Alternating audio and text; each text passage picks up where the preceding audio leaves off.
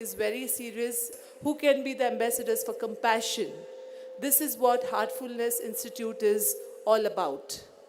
So without spending much time, I would like to start this session by explaining to all of you the basics of heartfulness meditation, because most of you have first day orientation session. I think 50% students were not there, right? How many of you were there on the first day orientation?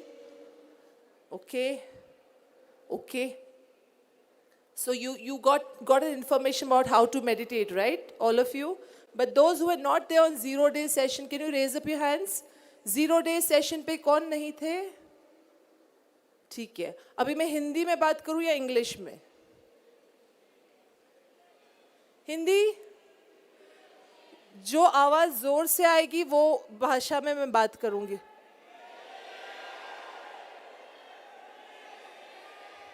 Sanskrit बोला ना आपने? नहीं? ठीक है, चलो. तो हिंदी में बात करूंगी मैं, राइट?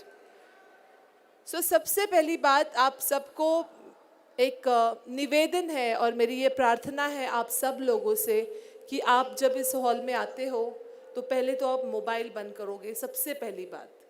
क्योंकि ये जो जगह है बहुत ही पवित्र जगह है. यहाँ पर लाखों लोग आके मेडिटेट करते हैं और यहाँ पे जो वाइब्रेशंस लेवल क्रिएट हुए हैं, it's a totally different level of vibrations. तो इस जगह की आप जो पवित्रता है उसको मेंटेन करना है. और सबसे पहले मोबाइल फ़ोन्स जिसमें बहुत हैवी रेडिएशंस होते हैं, आप सब मानते हो ना, जो हम ह्यूमन बींग्स के लिए भी अच्छी बात नहीं है. जितना हो सके प्लीज़ ऑफ करिए और एयरप्लेन मोड पे डालिए.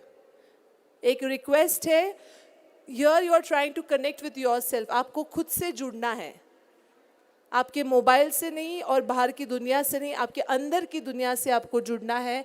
तो please support for this one cause, because you are tuning and training yourself to be kind, to be compassionate, to be loving and to be peaceful is what Heartfulness Meditation Institute is all about. So let me begin. Heartfulness meditation क्या होता है? It's a heart-based meditation. इसमें हम लोग heart based meditation करते हैं. ये बहुत बड़ा कोई रॉकेट साइंस नहीं है कि इसमें ये करना पड़ता है वो. It's a very simple way of meditation. इस मेडिटेशन में सबसे इम्पॉर्टेंट है 3 सिटिंग्स, जो फर्स्ट सेकेंड थर्ड डे की 3 सिटिंग्स होती है. अगर ये 3 सिटिंग्स कोई भी लड़की या लड़का कंप्लीट कर ले तो वो लड़की या लड़का अभ्यासी कहलाया जाएगा. आप हार्टफुलनेस के अभ्यासी कहलाए जाओगे, क्योंकि आपने 3 सिटिंग्स पूरी की है जो ज़रूरी है हार्टफुलनेस मेडिटेशन सीखने के लिए. तो कल आपकी फर्स्ट सिटिंग हो गई दाजी के साथ, आज वापस सेकंड होने वाली है और कल थर्ड होगी. तो इससे बड़ा भाग्य क्या है कि डायरेक्ट आपको दाजी से सिटिंग मिल रही है और आपकी सिटिंग्स पूरे हो रहे. इस बात को समझिए आप. It's a very important thing. आपको डायरेक्ट मेडिटेशन दाजी के साथ मिल रहा है, आपको डायरेक्ट ट्रांसमिशन गुरु के साथ मिल रहा है और इसका इम्पैक्ट आपकी लाइफ पे बहुत ही अलग लेवल पे होगा. तो प्लीज़ इस चीज़ को बहुत सीरियस लीजिए. जो मेडिटेशन सेशंस हैं आर वेरी स्पेशल. मैं आपको बोलती हूँ बहुत कम लोग यहाँ तक पहुँच पाते हैं. ये मेरी बात बहुत सीरियसली सुन लीजिए. बहुत कम लोग इस जगह तक पहुँच पाते हैं. And you are the lucky and chosen ones who have reached here to do the heartfulness meditation. बहुत ही ब्लेस्ड हो आप कि आप लोग यहाँ पर पहुँचे हो and you can experience this meditation. तो जब आप लोग ये ध्यान कर रहे हो तो give your best, give your 100%. आप जो भी कर रहे हो, भले ही आप पढ़ रहे हो, भले ही आप डांस कर रहे हो, भले आप फैमिली के साथ हो, कोई भी प्रोजेक्ट कर रहे हो, आपको 100% देना है. उसी स्टाइल में जब आप मेडिटेशन कर रहे हो तो you have to give your 100% कि आपको ये सीखना है. ठीक है? तो अभी आप जब ध्यान में बैठोगे तो क्या होगा? आंखें बंद करोगे और हम लोग बोलेंगे प्लीज स्टार्ट द मेडिटेशन. जब होगा तो क्या होगा? दिमाग में बहुत सारे क्या होंगे? ख्याल आएंगे, राइट? अरे कल ट्रेन पकड़नी है, अरे परसों में मेरे दोस्त से मिलूंगा, अरे I am missing my mummy. बहुत से बच्चे हैं ना, पेरेंट्स को मिस कर रहे होंगे. I am missing my dad, I am missing my dog at home, I am missing friends. और बहुत से बच्चे खुश भी होंगे, अरे अच्छा हुआ हमारे लेक्चर्स मिस हो गए. ऐसे कितने बच्चे जिनको मज़ा आ रहा है, अरे अटेंडेंस लग रहा है. है ना? बहुत सारे बच्चे जो बोले अरे अटेंडेंस तो हमारा लग रहा है, हम यहाँ है, राइट? तो ये सारे ख्याल आपके दिमाग में आते रहेंगे। तो क्या करना है आपको? इन सारे ख्यालों को आपको इग्नोर करना है, आपको उस पर ध्यान नहीं देना है, और आपको यही सोचना है कि आपके हृदय में एक दिव्य प्रकाश है और इस प्रकाश से मुझे जुड़ना है। समझ गए सब लोग? मेरे हृदय में एक दिव्य प्रकाश है और उस प्रकाश से मुझे जुड़ना है। There is a divine light in my heart and I am getting connected to that divine light. That is what is a simple thought what you have to give when you are meditating. Okay, all of you clear? दिमाग में thought आए तो कैसे करना है? घर पे कैसे बिन बुलाए मेहमान आता है ना, अनइनवाइटेड गेस्ट एट होम, तो हाउ यू इग्नोर हिम? अरे ये जल्दी भाग जाए यहाँ से, राइट? अरे ये क्यों आ गया अभी? इस पे ध्यान नहीं दोगे आप अनइनवाइटेड गेस्ट पे, right? So ignore the thoughts and come back to the divine light in your heart. Okay, so इस मेडिटेशन में ऐसे नहीं है कि आपको बहुत स्टिफ बैठना है, एकदम लाइक ऋषि मुनि की तरह, ऐसे ऐसे कुछ नहीं है। आपको आपकी बॉडी लूज रखनी है, आराम से बैठना है, स्ट्रेट पोस्चर में बैठना है और मेडिटेशन करना है। इतना ध्यान रखना, इस मेडिटेशन में सो के मेडिटेशन बिल्कुल नहीं होता है, इस मेडिटेशन में सिर्फ बैठ के मेडिटेशन होता है, ठीक है? और अगर आपको ऐसे लग रहा है कि मैं मेडिटेशन करते समय मुझे नींद आ रही है, मैं जॉक में जा रहा हूँ, तो it's okay. It is because of the transmission. आपको जो एनर्जी आ रही है, the energy what you are getting is making you feel sleepy. उसको भी बोलते हैं हम लोग योग निद्रा। सुनिए आपने किसी ने योग निद्रा? तो ऐसे कॉन्शियस सेमी कॉन्शियस स्टेट को योग निद्रा कहते हैं, जो योगा का पार्ट है। Heartfulness meditation is part of Raj yoga technique of meditation. Okay, it is part of yoga, it is part of Raj Yoga technique of meditation. इसमें 3 प्रकार है। सुबह आपको ध्यान करना है, अर्ली मॉर्निंग इज रिकमेंडेड, 6, 6:30, 7 बजे अगर आप उठोगे वैसे ही आप ध्यान के लिए बैठ जाइए, और फिर आप देखिए आपका पूरा दिन कितना स्मूथ चला जाता है, क्योंकि आप अंदर से पीसफुल होगे। आप खुद को गैदर करोगे, सुबह सुबह कलेक्ट करोगे कि आपको क्या क्या करना है, खुद से जुड़ोगे, और फिर आगे दिन आपका बहुत सुंदर और स्मूथ बढ़ेगा। शाम को इसमें और एक सिस्टम है जिसको हम लोग बोलते हैं क्लीनिंग। आप सब लोग घर पे सफाई करते हो? करते हो कि नहीं? करते हो, right? Everybody does cleaning at home. क्यों? बिकॉज घर पे कचरा नहीं होना चाहिए, घर हमारा क्लीन रहना चाहिए, राइट? तो इसको बोलते हैं क्लीनिंग प्रोसेस। इस प्रोसेस पे हम लोग बोलते हैं कि आँख बंद करिए और सोचिए कि जितने भी छापे आप जमा कर रहे हो दिन में, how many impressions you collect on your soul every day, it is all getting clean and going in a form of a smoke. Smoke के फॉर्म से from your neck below and your tailbone से smoke जा रहा है, white smoke. Okay, आपको सिर्फ सोचना है, ढूंढना नहीं है स्मोक कहीं पे, दिख रहा है क्या स्मोक? समझ रहे हो आप लोग? You don't have to search for smoke, you have to think it is leaving you, all the negativity is leaving in the form of a smoke. And you are cleaning all the impressions. सारे छापे, सारे impressions आप clean कर रहे हो. That is what the cleaning is. Okay? So आपको सोचना है meditation में एक दिव्य प्रकाश आपके अंदर है, आपको transmission मिल रहा है and you are getting into a transmitting mode. और एक रिक्वेस्ट ये है, सबसे बहुत ही विनम्र निवेदन है कि जब दाजी यहाँ पे रहेंगे तो we would request you to follow the utmost discipline you can, please. It's a very humble request to all of you. He is a man of a very great stature and getting an audience with him is a big blessing. So we would request all of you to please maintain silence, sit in silence, sit in discipline when he is there. A humble request. And if anybody feels they cannot sit, they can leave the hall, please. Absolutely no problem. But please respect the person who is right in front of you. That's my humble request to all of you. You all have been good audience and we are so proud of you. आप सब लोग अच्छे बच्चे हो, अच्छे से बैठते हो, बस और थोड़ा 2 दिन बढ़िया साथ दीजिए, फिर देखिए how with beautiful memories you'll leave this place. This place is amazing and you'll feel like staying back.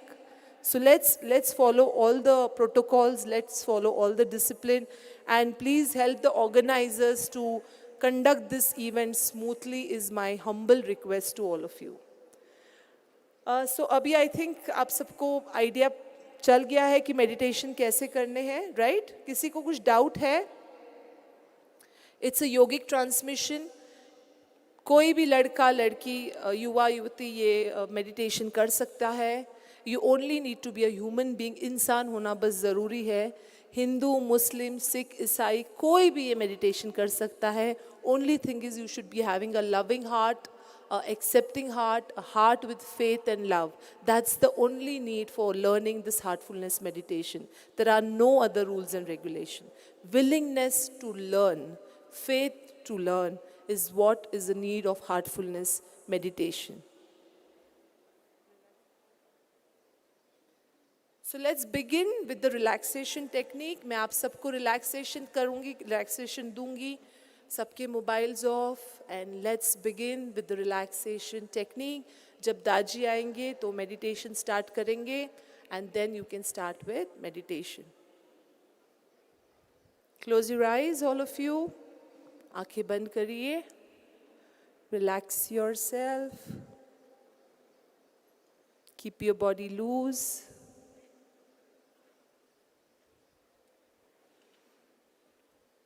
Let's begin with heartfulness relaxation.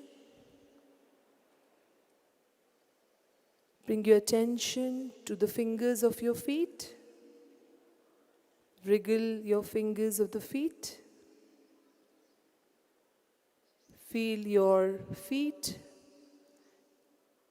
Feel your feet is getting relaxed. आपके ankles पे ध्यान दीजिए. Relax your ankles. Bring your attention now slowly to your calf muscles. Feel the muscles around the calf region and relax it. Now feel your knees. Feel the muscles around your knee area. घुटनों पर ध्यान दीजिए. And relax your knees. घुटनों को relax करिए. आपके दोनों पैर relax हो रहे हैं. अभी धीरे से अपना ध्यान bring your attention on your thighs. Relax your thighs. Relieve all the muscles around that area. ध्यान दीजिए thighs पर, जांघों पर ध्यान दीजिए और सारे muscles को loose कर दीजिए. Your thighs are getting relaxed. आपके दोनों पैर relax हो रहे हैं. Bring your attention to your seat region. Relax your seat. Relieve all the muscles there.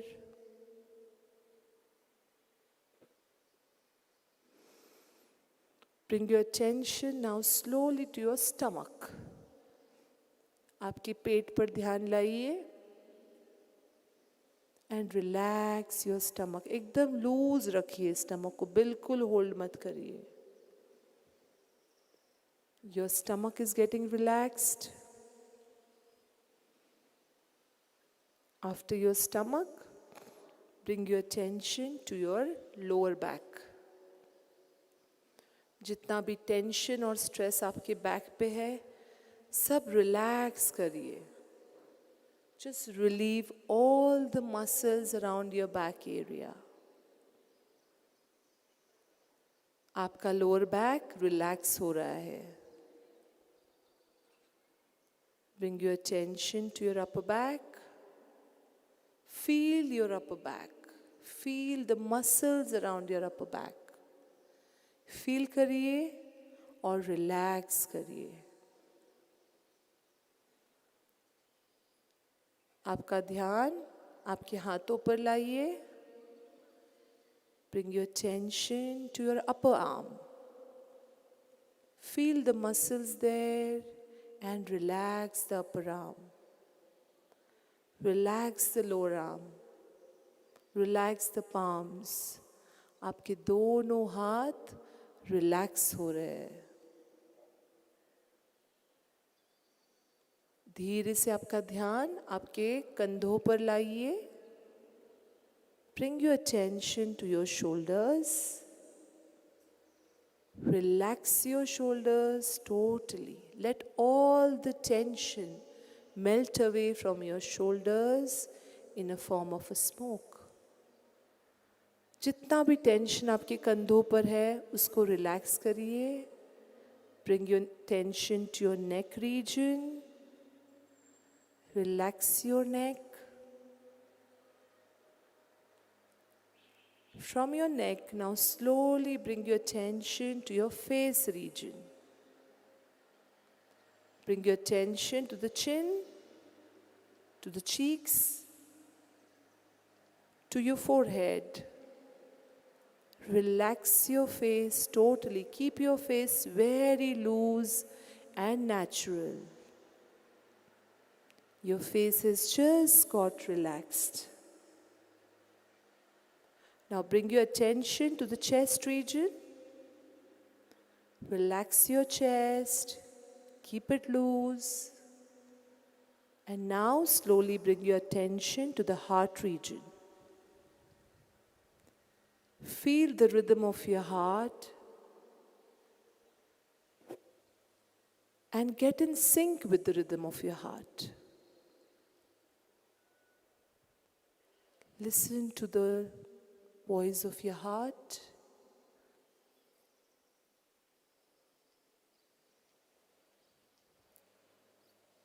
And stay connected to the divinity within you.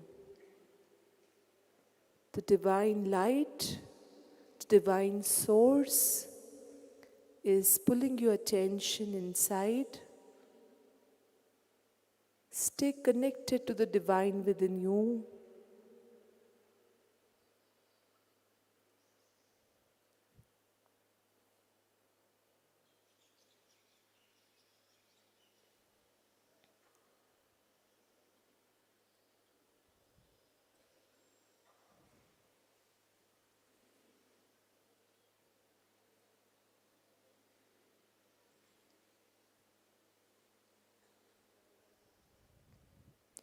Connect with the divinity within you with lots of love, thankfulness, and gratitude to the divine soul which is guiding you, helping you, and blessing you.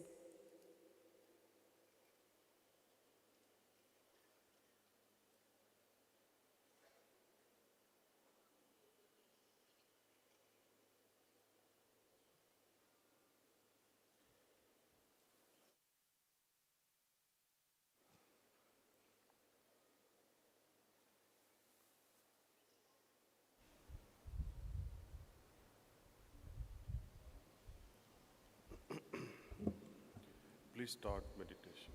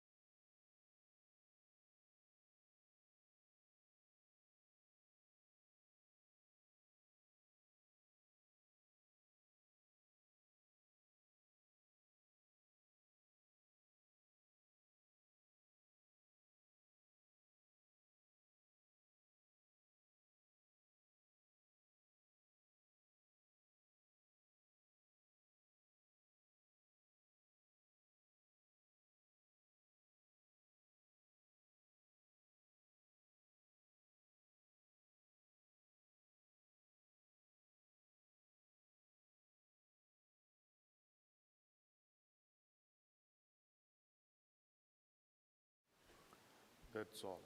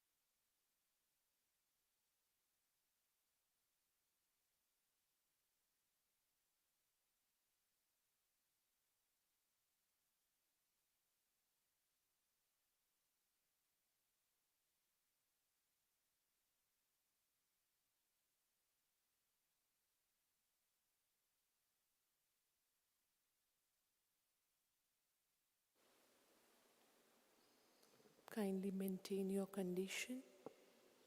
Sit in silence and observe the changes within you.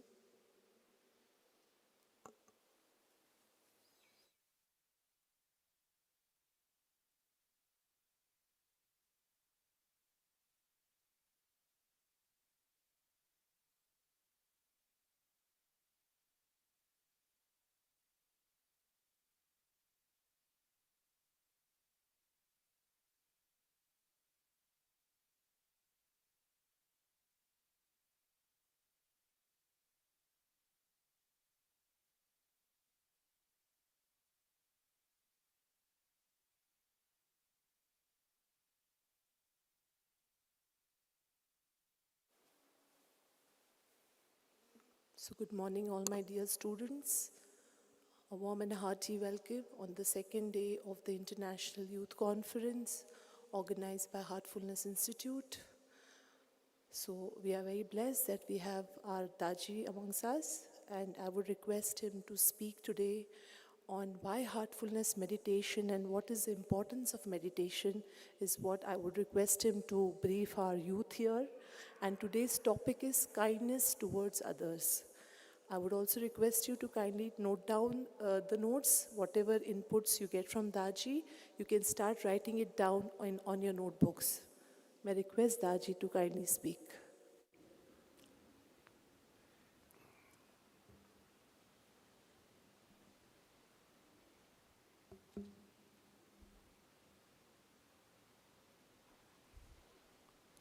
My heartful pranams to you all. Very good morning. Very happy to see so many of you meditating with pin drop silence. It's quite touching. What do we do after that? What do we do with such a heart? What do we do with such a mind which is so silent, poised? Creative minds, creativity somehow takes birth in the womb of silent heart.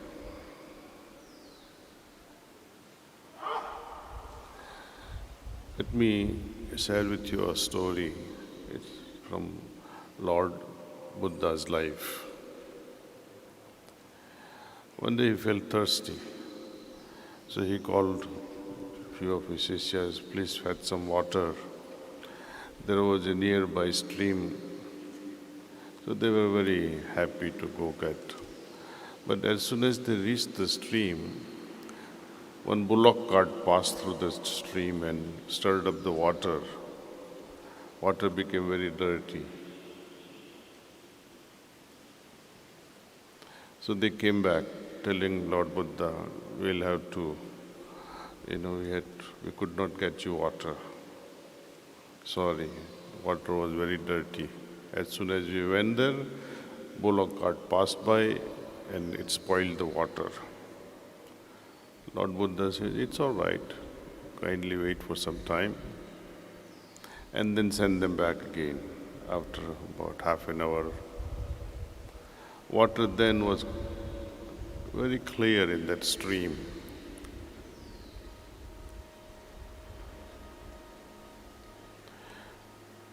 What had happened then, see? By the time the turbulent water that had raised the mud had settled down, and had settled down, the dirt also settled down. When our mind is busy, it is akin to the dirty water. Busy in so many directions. You already know what happens to your phone when so many apps are running at the same time. It drains your battery faster. Mind also is like that. Mind running in many directions, consciously as well as subconsciously, drains us of our creativity. Let me explain to you with a different example. Once I was with my Guruji in Shahjahanpur, UP. It was month of November. I do remember it was 1979. It was a winter day, cold. And we were only two of us sitting there. He was in a chair like this. Not to disturb him, I was sitting at a distance. But then उन्होंने बताया कि इधर आओ हिंदी में. So I पहुंच गए उनके पाँव के नज़दीक बैठा. He pointed his top part of the wrist and with the nail he scratched. Because it was a dry winter morning, skin was dry, so he was able to draw a line. He asked me, "Do you understand?" I said, "No, Babuji." Then he scratched, made another line. He said, "This is the stream of water. I'm making another line. 50% force is reduced." Then he to third line. Then he asked me, "Do you understand?" I said, "Yes, Babuji." It was a very simple example showing me that many channels that we create in our mind is a problem to all of us. Single-pointed focus is required. Citing Gita, one of the slokas, I would say chapter 2, sloka number 66, if you like to see the original Sanskrit and translation. It is all about happiness. Lord Krishna tells Arjuna that every jiva, be it insect or a plant or human beings, they all want to be happy. There is no exception to this rule. All want to be happy. Now, can you be restless and also enjoy happiness? Ask yourself this question.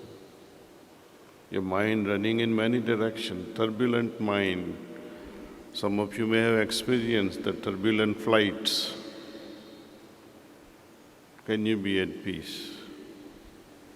You are always concerned what may happen to this flight.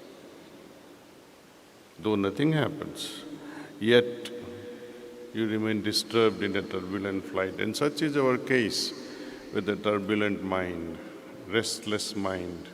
So he says, in order to arrive and enjoy happiness, you must have harmony in your mind.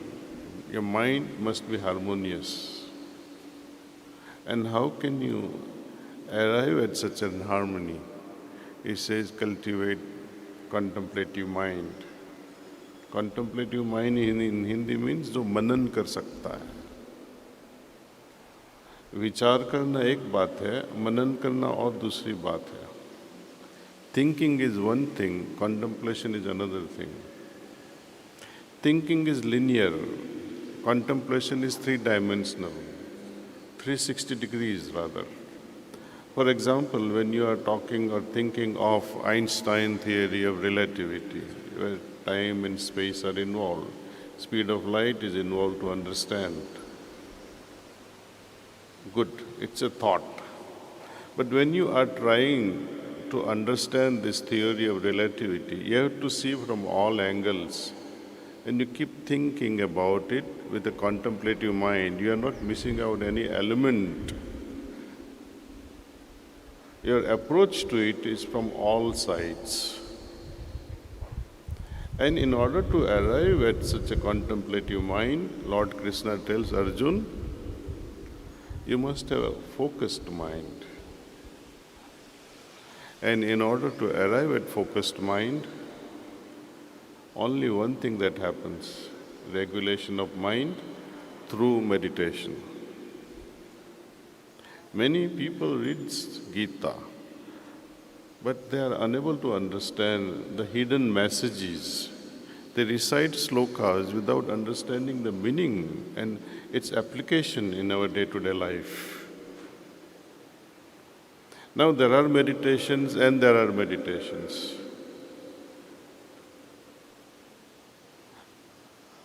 Meditation is an English word. In Hindi, Sanskrit, we call it dhyana. When we try to understand the meaning of dhyana, meaning you're transcending the mind, you arrive at a vacuum, you arrive at a state of nothingness. And from this nothingness, a lot of things emerges within us. Now, meditation, as per Oxford Dictionary, is thinking repeatedly on one object. So, you see the difference now. Dhyana means transcending the mind, going beyond your thoughts. While meditation, it conveys a very limited view of thinking. As per our tradition, it is not about thinking. Of course, we start with thinking, regulating the mind, but in order to transcend the mind itself, transcend the process of thinking itself. And most of the researches in scientific world has the roots in the silent mind, quiet mind. I don't know how many of you have studied organic chemistry, where you would have learned benzene structure. The founder of this benzene structure was Dr. Kekule, Kekule. And he found the structure of the benzene in a semi-dreamy state, when he was absolutely quiet. He saw the tail of a snake in the mouth of another snake. The tail of that another snake was in the mouth of another snake, and there he found 6 carbons in a ring form. This he saw when he was absolutely quiet. You already also know about Archimedes. His boss, the king, was presented a gold, what we call,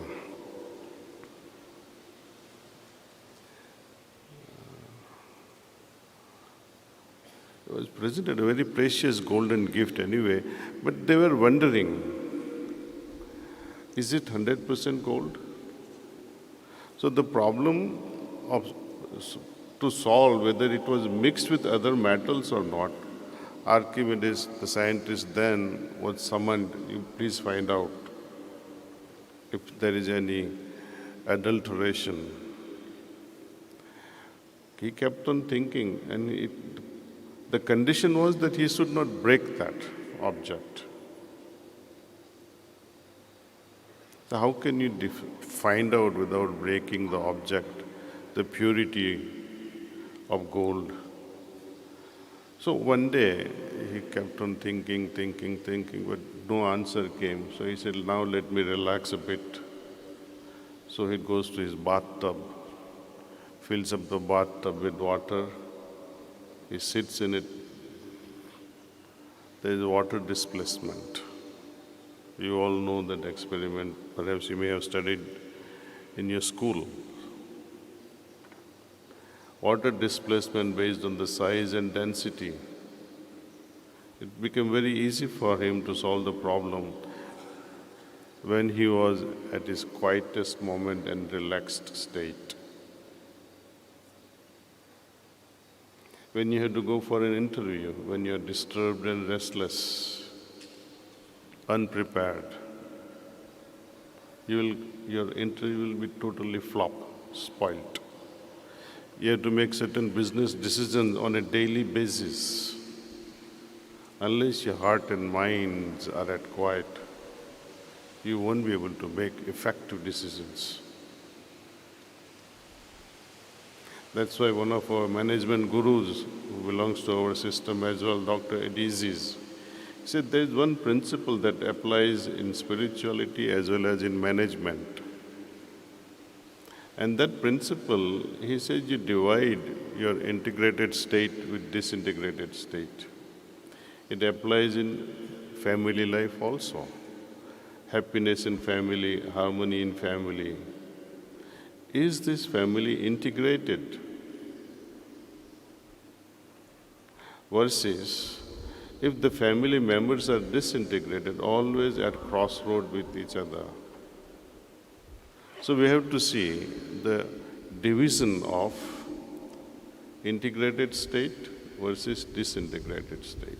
Greater the disintegration, lesser the happiness, lesser the harmony.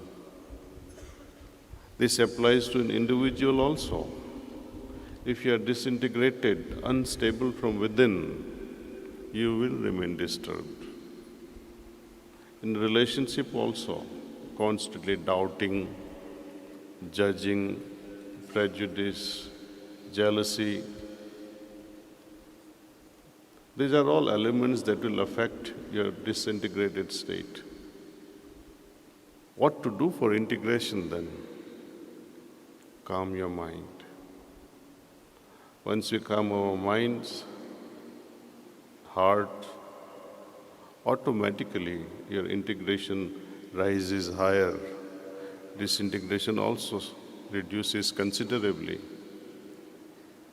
Every morning that I meditate, from my childhood actually, many things would come to my mind during meditation, especially things that I'm supposed to do during daytime. I close my eyes, meditate for half an hour in the morning. Of course, we meditate on the presence of divine light. But despite of trying to meditate on the presence of divine light, some important thoughts will cross your mind. Don't try to fight with them. See where they are leading you. Things, 5, 6 things that comes to your mind that I'm supposed to do this today. Brood over it. You will understand at that moment that out of 5, 6 things, what I must be attentive to and what I must avoid.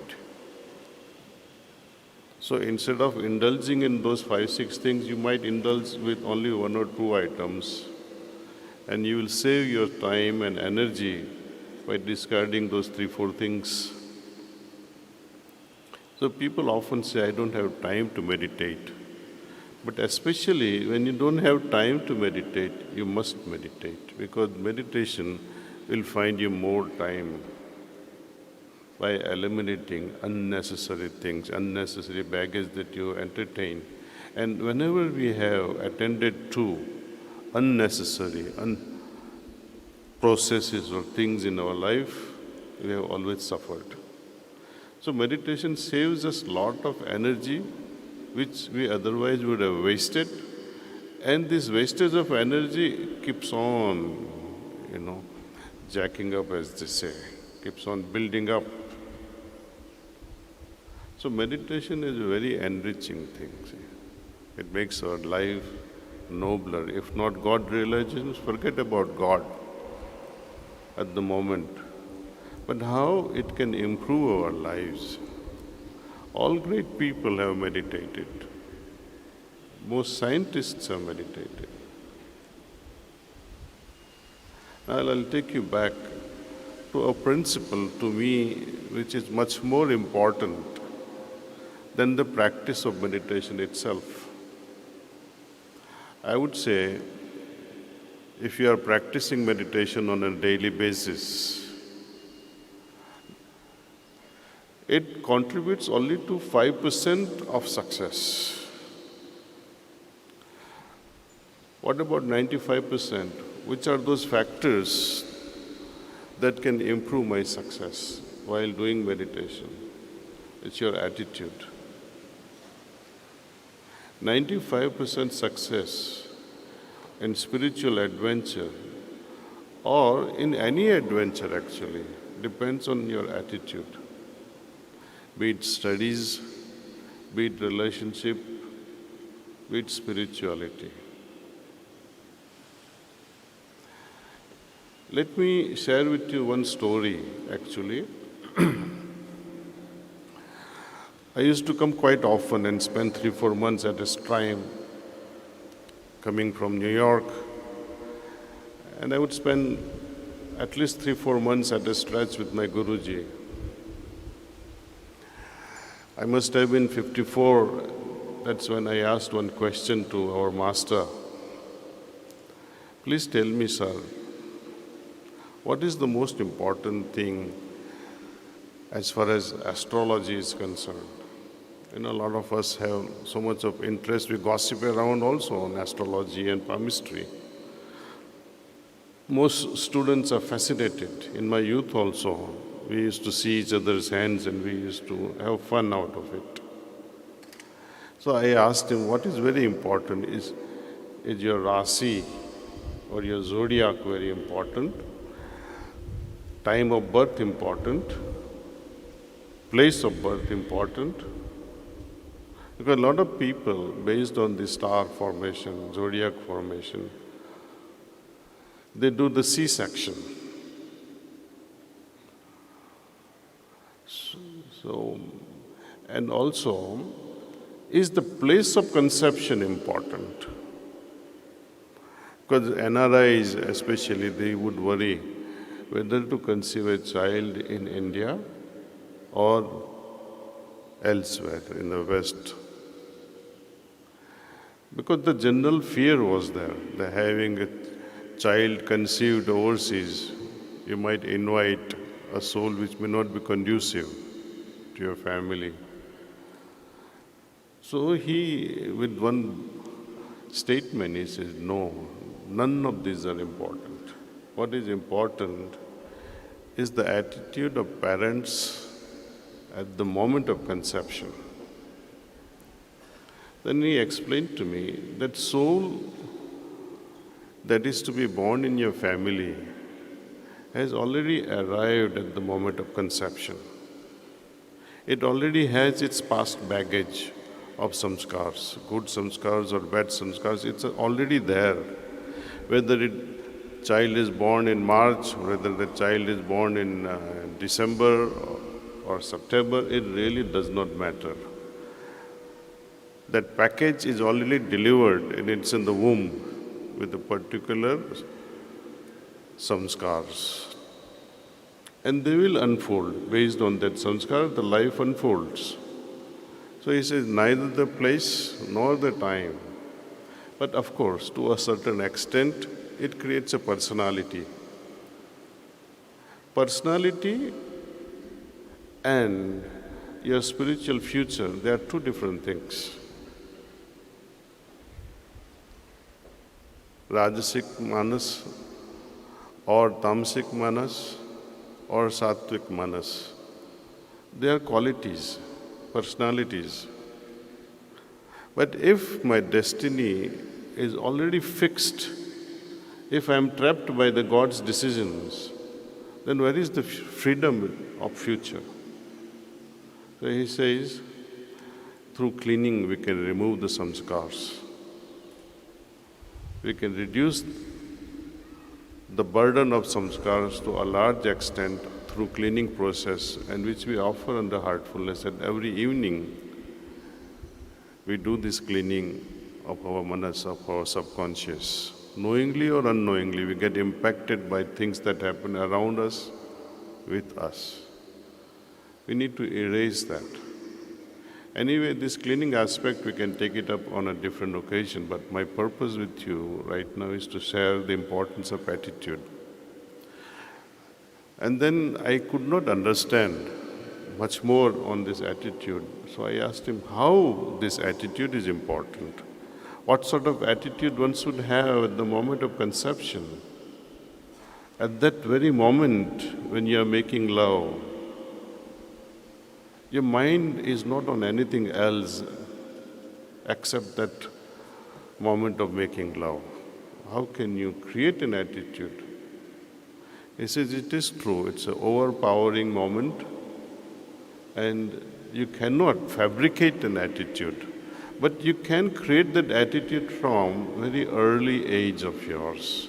Not that you are practicing this in order to have a certain level of attitude at the moment of conception, but it depends on how you lead your life, and that gets reflected later. And I still could not understand. I said, sir, please explain to me more in detail. He said, let me share with you a story. So he shared a story from Mahabharata.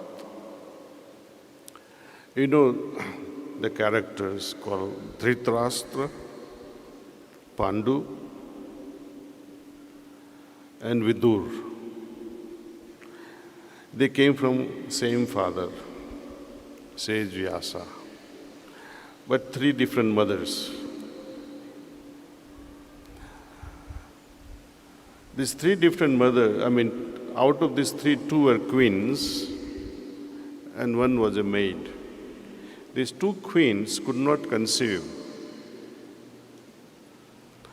So the mother of the king summoned sage Vyasa and requested him to mate with the queen so that the throne continues. There will be a successor to the king. That was the only idea at that time. So they decided to have a particular muhurtam. And that muhurtam, that sage was summoned to come. So sage Vyasa came, enters the first queen's chambers. And since he didn't want to miss out that muhurtam, he was not well prepared with his attire, with dress, bath, nothing. He goes to the first queen. Looking at him, she says, not with this fellow.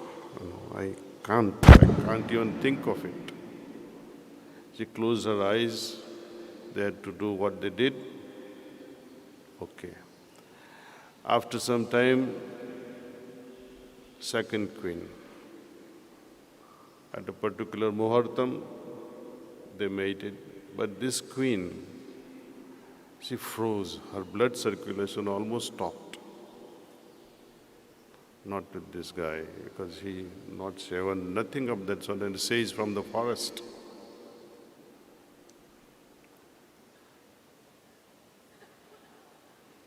Her blood circulation stopped, froze.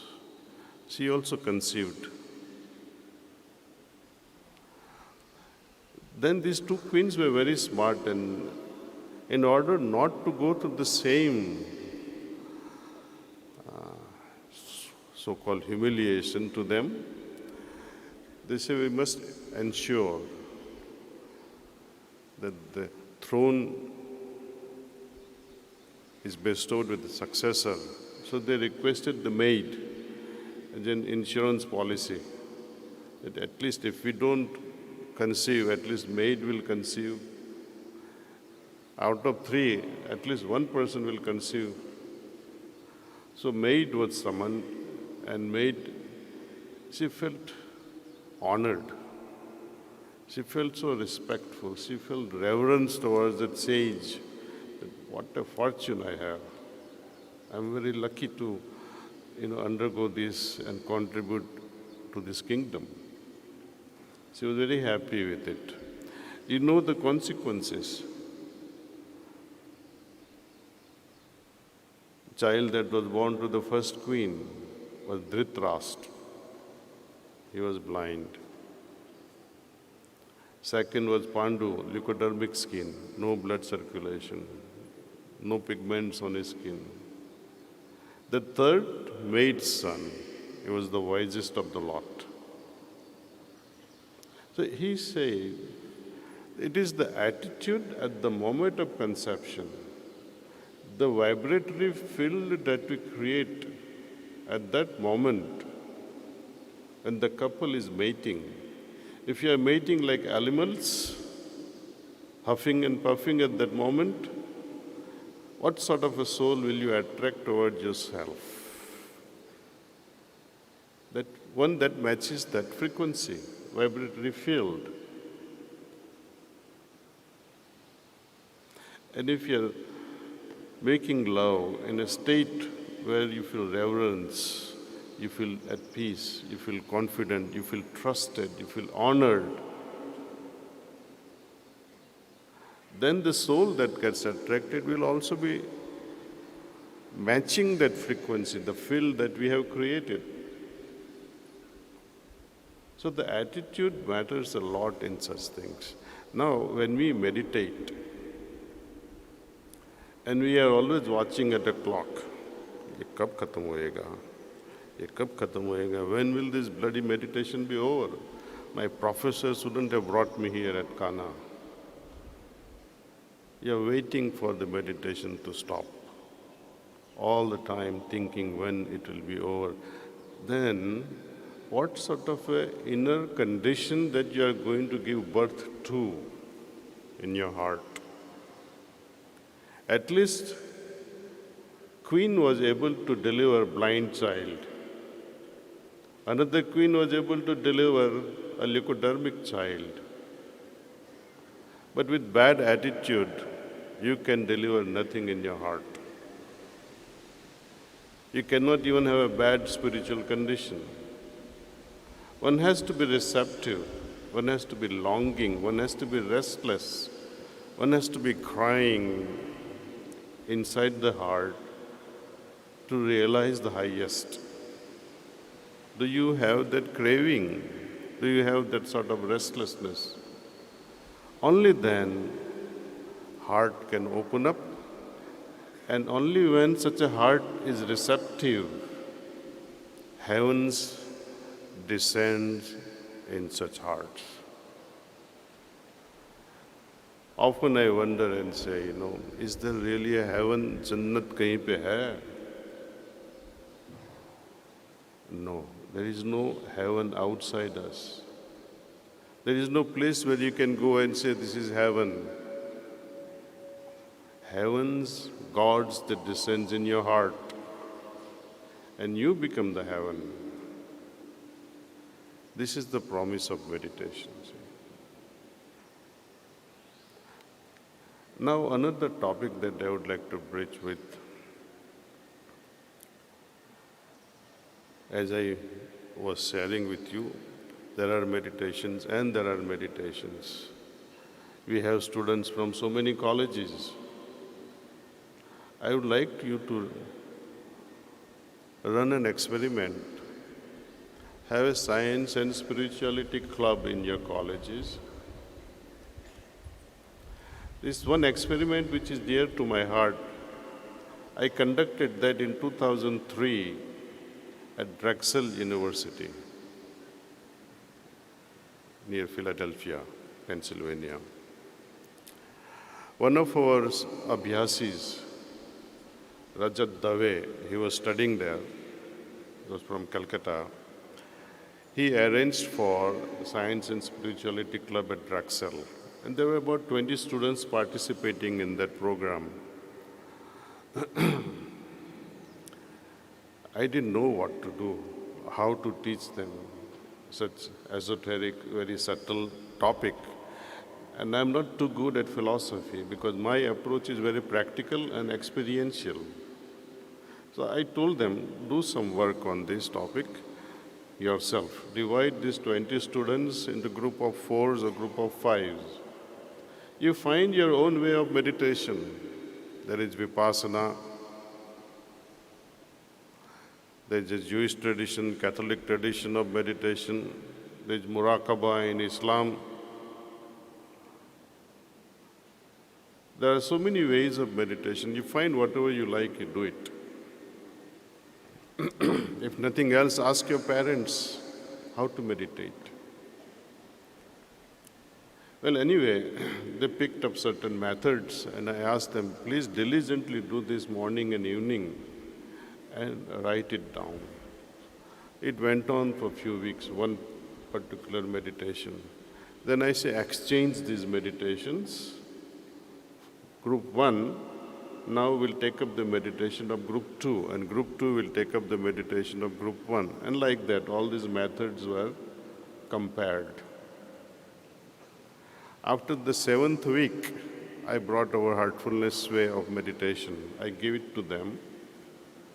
I gave only the method, but I did not include the transmission.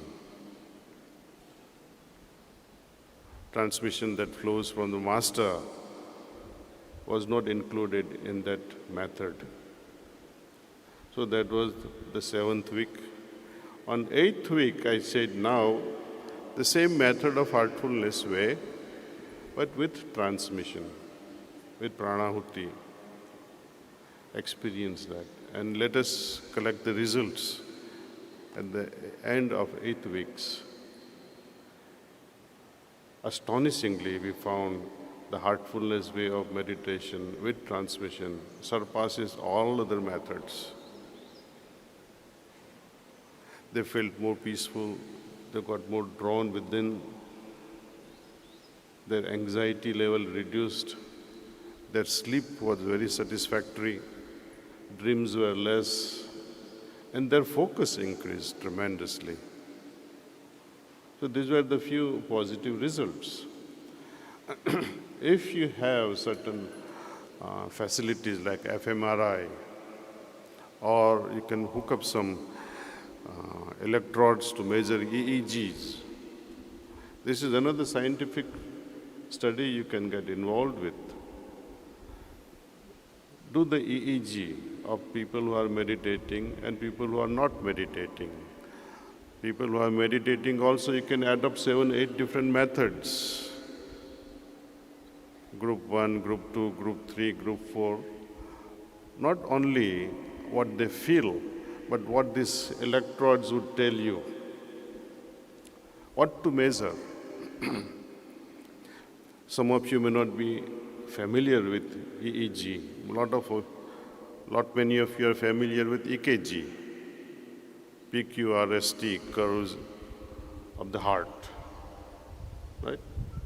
You must have seen that in many movies also. Patients, tick, tick, tick, tick, and then it becomes flat. That is EKG. All these are indirect indicators of what is really happening inside. Just as electricity creates electromagnetic field, likewise magnets also creates electromagnetic field. What is happening in our mind when we are sitting quietly, or we are reading a nice book, or you are listening to a flute by Hariprasad Chaurasia, and you get so much immersed, what happens to your mind at that moment? When you are fighting with someone, what happens to your mind? You are arguing with someone, what happens at the electromagnetic level in your brain? And what happens when you are meditating? What happens when you are dreaming? What happens when you are in a deep sleep state? These are all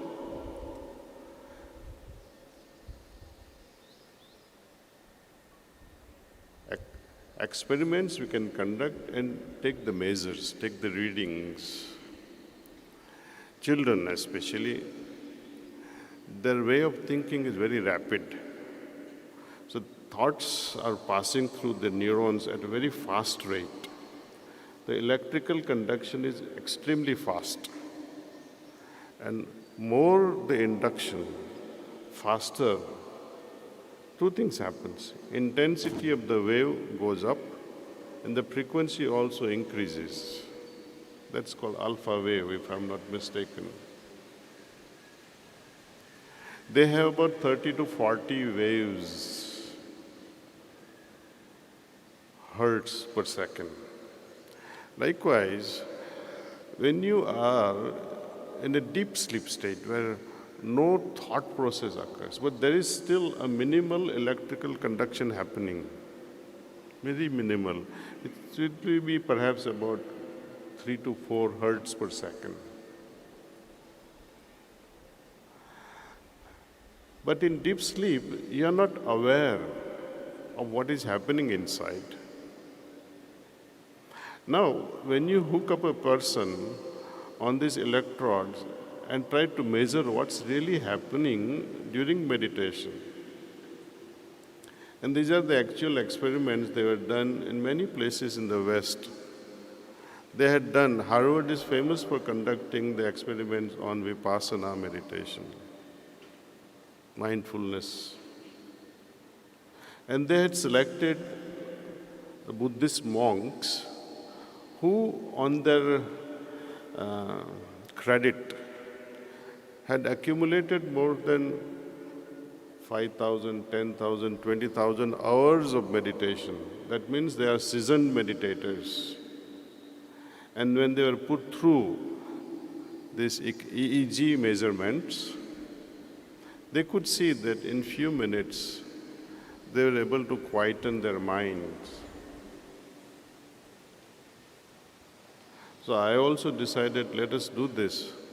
So at Dayton, one of our cardiologists and pulmonologists, they came together and said, okay, let us measure not only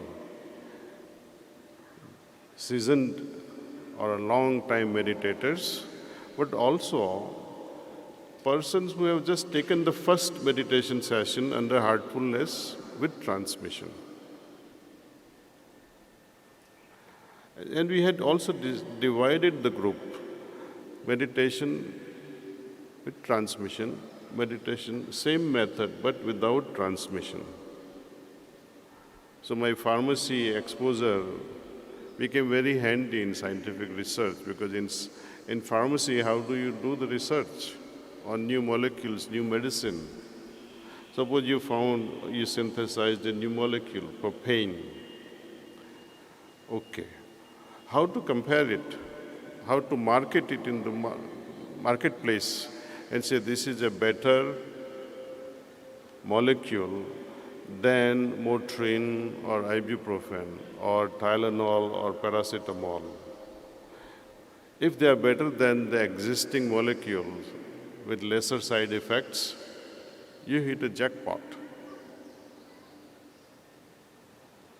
So we compare with existing molecules as well as with placebo. If the results are better than the previous two, it's excellent research. You have found a good cure for pain. So that principle we applied, whether this transmission is a hoax, or is it a make-believe thing, or there is some substance behind it, there is some sort of a quality that can change our consciousness. So we did that. And we found, to my amazement, that even a person taking the first meditation session, was able to arrive at a delta state of waves. You know, delta state is almost akin to your sleep state, deep sleep state.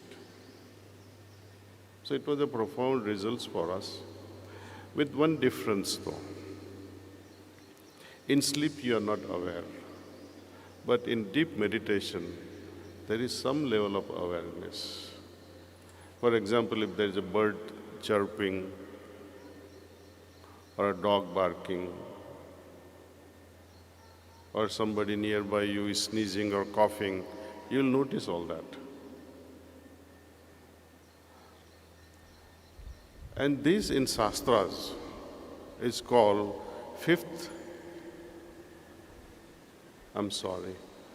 Turiya state, fourth level of consciousness. To arrive at a Turiya state of consciousness, our rishis used to meditate for few years together, but with heartfulness. You arrive at that state very, very early in your practice. So this is the scientific basis of heartfulness way of meditation. I like you all to explore this. But if you think this meditation is pain in the butt and it is unnecessary for you, then it will fail you. You must have a right attitude. And I often compare this with our love relationship. I would share a story of my friend. He fell in love with a girl.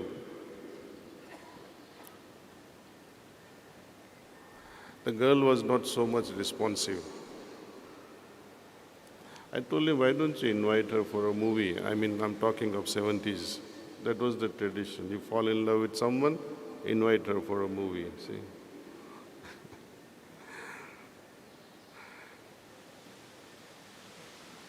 So it was arranged. I convinced our classmate, please don't disappoint him. Just for fun you go. We'll see later on what happens.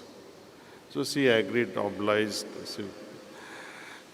She, you know, the movies, you'd start like this, 12 to 3, 3 to 6, 6 to 9, 9 to 12, like that. So he chose the movie 3 to 6. And he was there from 1 o'clock or 2 o'clock. And she came exactly sharp at 3 o'clock.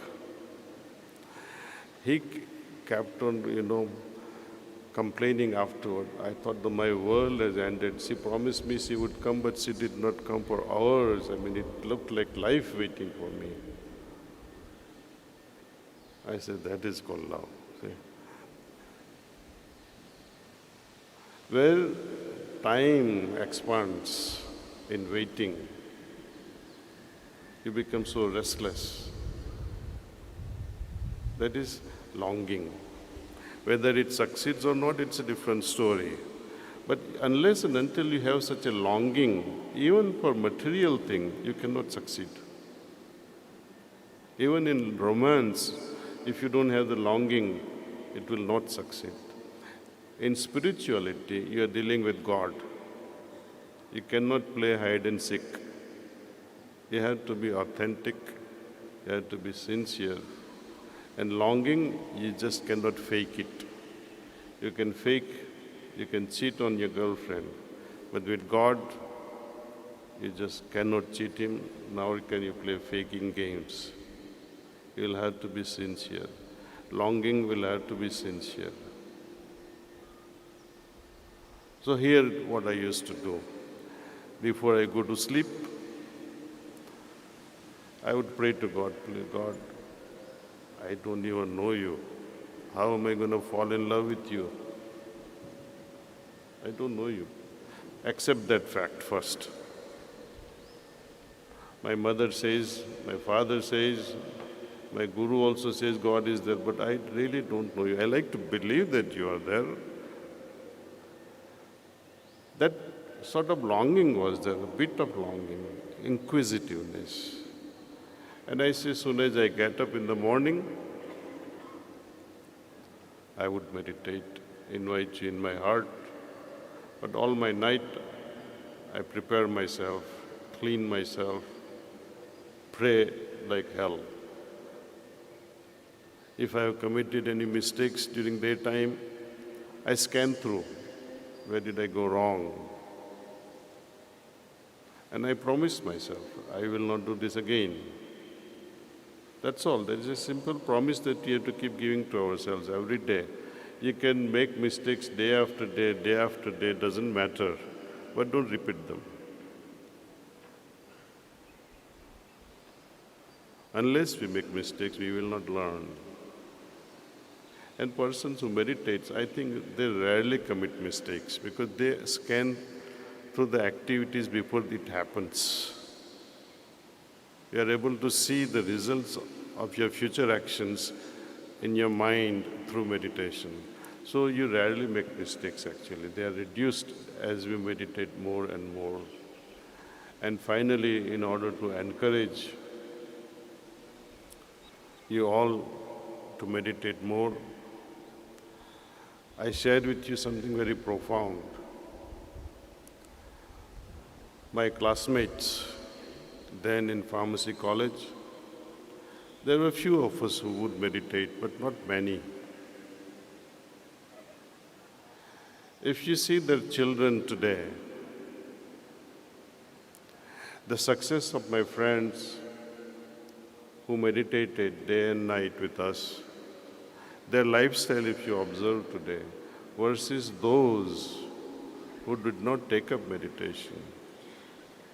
Those who did not take up meditation, their lifestyle is different. Their children and grandchildren have a different quality. Because meditative mind has a different level of consciousness. As I said, unless you have it from very early, from this age onward, you will not be able to fake and cheat God at the moment of conception. God, I love you. Let me have Arjuna in my family. Let me have Vivekananda in my family. It's not going to happen.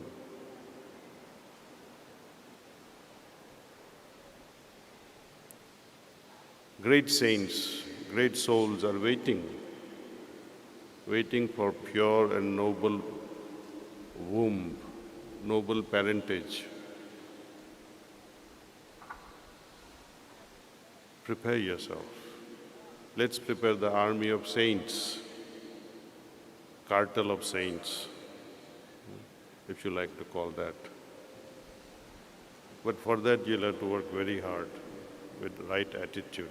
Not that something is thrusted upon you. Just as preparing ourselves before meditation, cultivating this longing, what is also important is what we do after meditation. Very simple example my Guruji gave me, that when you lay a concrete on the road, and if you start using this concrete before it is seasoned, like sometimes you will see some dogs walking on this fresh concrete, you will see the footprints. In front of the bookstore also you will see ladies' chappals, footprints. I wonder why that lady did not see, but you can see how careless our sisters can be sometimes. They just walked into the concrete. And we still have those imprints.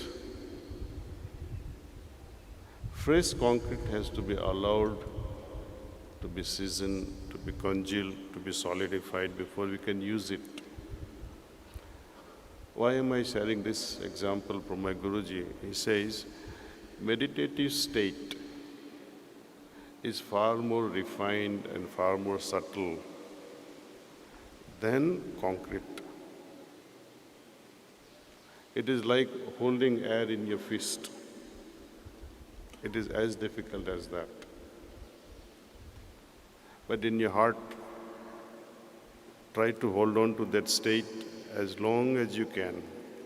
After meditation, try to be one with it. Try to have osmosis with your inner state. Resonate with it. Try to hold on to that state. And when you have a complete grip on that state in your mind, you get up. This takes hardly 5-6 minutes.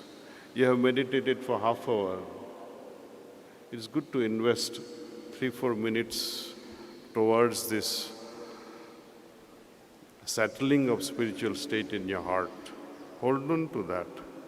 And when you are interacting during daytime, hold on to that state also. So that state gets, I think, first priority in our in your life, and you're able to hold on to that state for a longer time. Next day when you meditate, you'll have a different state, and a different state, and a different state. So consciousness continuously keep on changing. It begins to evolve. Thank you for your kind listening. So I'm sorry I did not take up our main topic, kindness. But the roots of kindness are in the hearts which are silent and full of reverence. Thank you.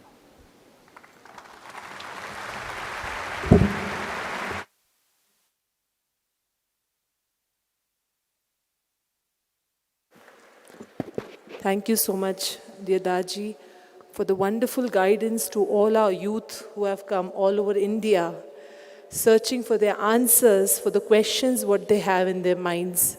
And I'm sure most of them have got all their answers today in your talk. In fact, yesterday when your session was over, I could see in one corner one girl was sitting and crying. I said, what happened? Why are you crying? Are you fine? She's saying, after listening to Daaji, I felt so much of resonance to what he said that I could not control my tears. In fact, some boys came back and told me, Madam, thank you so much that you got us here. This is a life-turning experience for us, and we want to experience this. So this is a type of feedback what we are getting from our youth.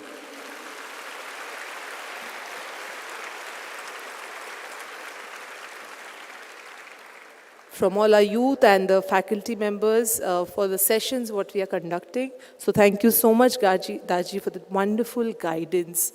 Now we are also very happy that we have a very famous international personality, Mr. Ricky Cage, 2 times Grammy Award winner in the house. His presence has raised the bar of this organizing event, whatever we are having. His presence itself is making the event so much decorative that we cannot tell you. So I would request now our youth comparators to kindly take over the proceedings.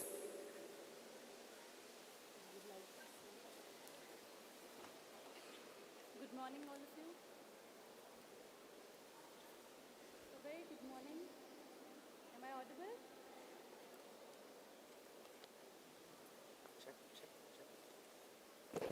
A very good morning to all of you. How was your session for today? All smiles? So before we start the session, on behalf of all the youth, मैं तहे दिल से दाजी का शुक्रिया करना चाहूँगी कि उन्होंने उन सब चीज़ों के बारे में आज हमसे बात की जिनके बारे में हम अक्सर परेशान रहा करते हैं.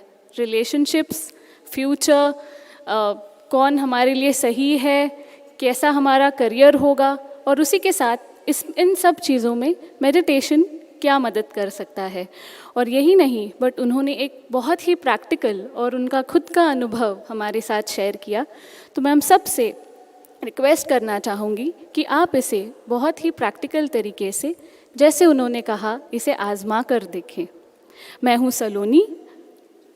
And I am Aditya. And I'd like to welcome you all today to of Rising with Kindness, a one-of-a-kind youth conference at the headquarters of the Heartfulness Institute at Kanha, Shanti, Vanam. We are amazingly happy to welcome over 10,000 participants in person and over 8,000 participants online. This event is proudly sponsored by Reliance Industries, Geo Digital. We're also co-sponsored by Zscaler, the Union Bank of India, and Gandhi Smriti. Our knowledge partner is UNESCO's MGIEP in collaboration with AICTE. Our radio partner is Fever 94.3, and of course we're supported by our very own Heartfulness Learning Center. Yesterday was all about kindness to yourself. Today, we welcome you to step forward and show kindness to others. जी हाँ, हम सब ने कल जाना कि kindness, self kindness क्या होता है और उसे कैसे हम आजमाना उसे ज़रूरी है. आज हम जानेंगे कि दूसरों के प्रति करुणामयी होना, इसका असली मतलब क्या है. बचपन से हमें कहा गया है कि दूसरों की मदद करिए, दूसरों की सहायता करिए। तो सहायता करने में और करुणामयी होने में क्या अंतर है? चलिए आज दिन भर में हम यही सब जान लेंगे। Smile at the man who has no food in his hand. Buy him a lunch or give him $1 if you can. Say hello to the old woman at the bus stop. You never know how that might keep her heart from taking a drop. Hold open doors. Don't turn up your nose. Tons of people truly appreciate gestures like those. Do these little acts of kindness and you will get far. For people will love you for who you really are. To set the tone for the day, we welcome our esteemed guests to deliver the plenary address. First, we have a guest we've all been waiting for a really long time. Please welcome Grammy Award-winning musician Ricky Cage. Environmentalism and kindness are central to his message. He serves as Land Ambassador and MGIEP Ambassador for Kindness. Do check out his album, Shanti Samsara, a world music for environmental consciousness. Please take the stage, sir.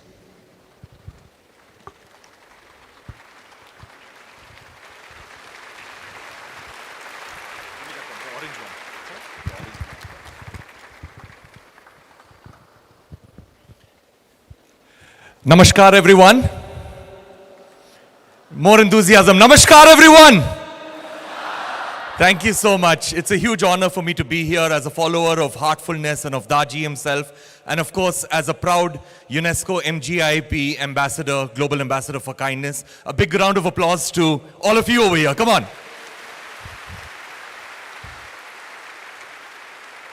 So there is an ancient Sanskrit phrase which is at the heart of our civilization, at the heart of our traditions, at the heart of our culture, and at the heart of what we are as being Indian.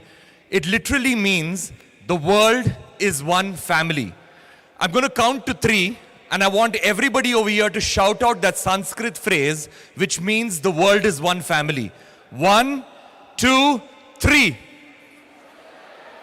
Fantastic. Vasudhaiva Kutumbakam. It means the world is one family. It means coexistence. And it also means kindness. But nowadays, when we think about coexistence, when we think about Vasudhaiva Kutumbakam, the only thing that comes to our mind is living in peace between Hindus, Muslims, Sikhs, Christians, Jains, Parsis, Buddhists, basically different parts of the human species.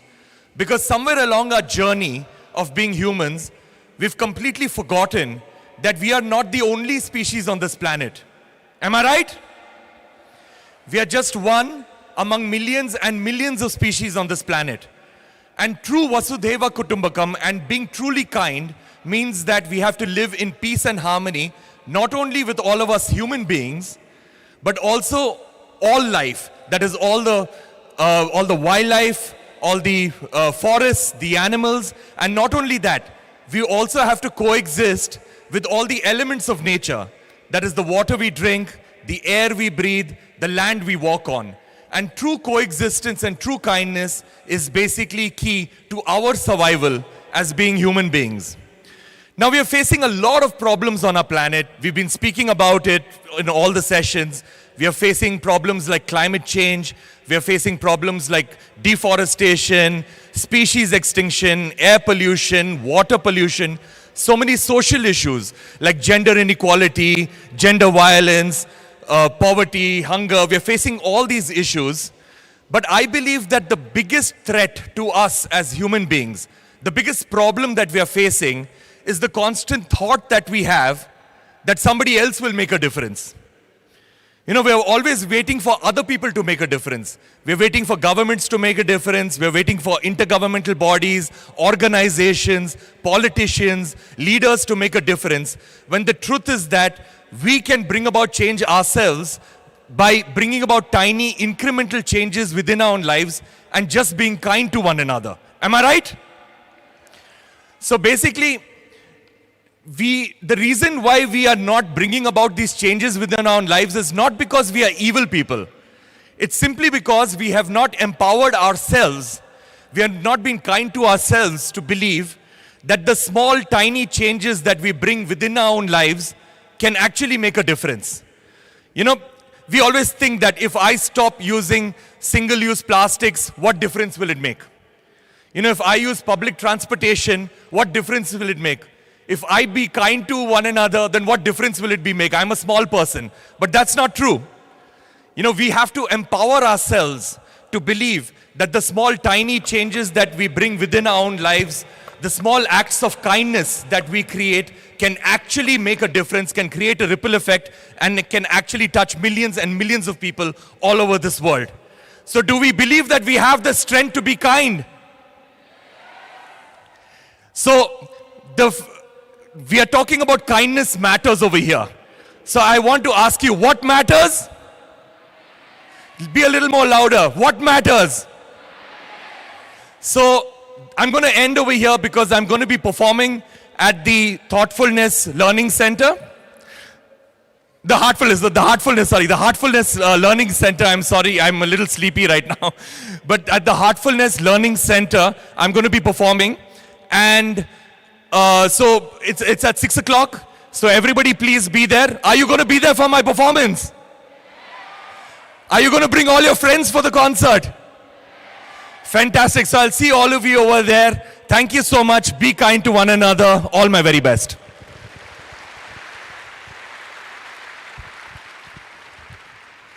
I think we can give another big round of applause to Ricky Cage, everybody. We'll see you all for the concert tonight. We hope you'll all be there. So that was the much needed energy all of us wanted. So next we have a special guest, and I would request Kashish, a fellow volunteer, to come and introduce the next speaker for the day. Here you go, Kashish. At 19, because of his personal experiences, he had the vision to create an organization that unites the world the Indian way. He popularized the concept of MUN and global citizenship across the country and many parts of the world. Having participated, led, and organized over 5,000 international youth conferences, he is awarded by the United Nations, Government of India, Forbes, Vogue, and amongst others. A guest lecturer at the IIMs, author, a television anchor, social entrepreneur, and handling his family business of iron and steel to boot. This Mumbai lad from B-Town has a simple lifestyle, and his free time likes to play chess and water polo. And not too many people's surprise, he has represented India at even his hobbies. But he wishes to be best remembered as the person that helped created a platform that has produced 42 elected members in government, some who work at IIMUN became millionaire founders, some successful young IFS and IAS officers. A mentor to thousands, and with all of us here in Kanha Shanti Vanam, the founder and president of IIMUN, Mr. Rishabh Shah.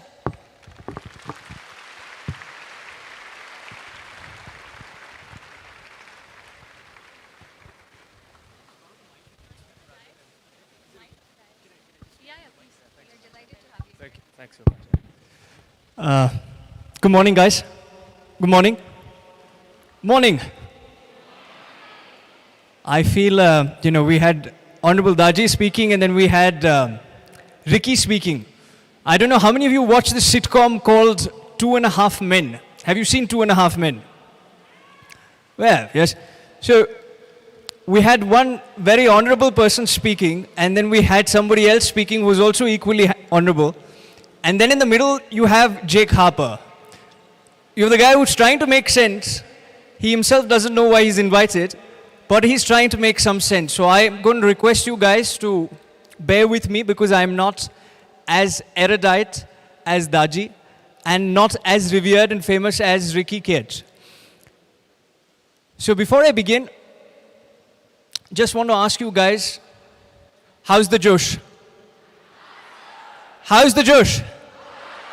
I can't hear this section. All the girls are not really responsive. How's the Josh? Fantastic. So, I don't know much about spirituality, to be honest. I was really surprised when they even sent an invite. And most of the people who saw me looked at me and said, "Oh, you're a speaker." And I said, yes, even I'm not too sure as to why they've called me.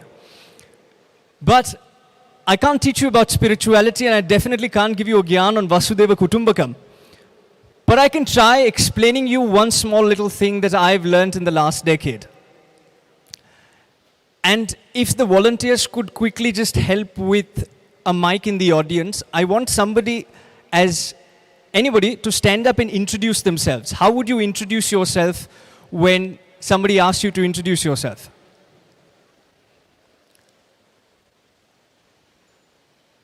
How do you introduce anyone who wants to introduce themselves? Yeah, right. The boy in the very front, yes.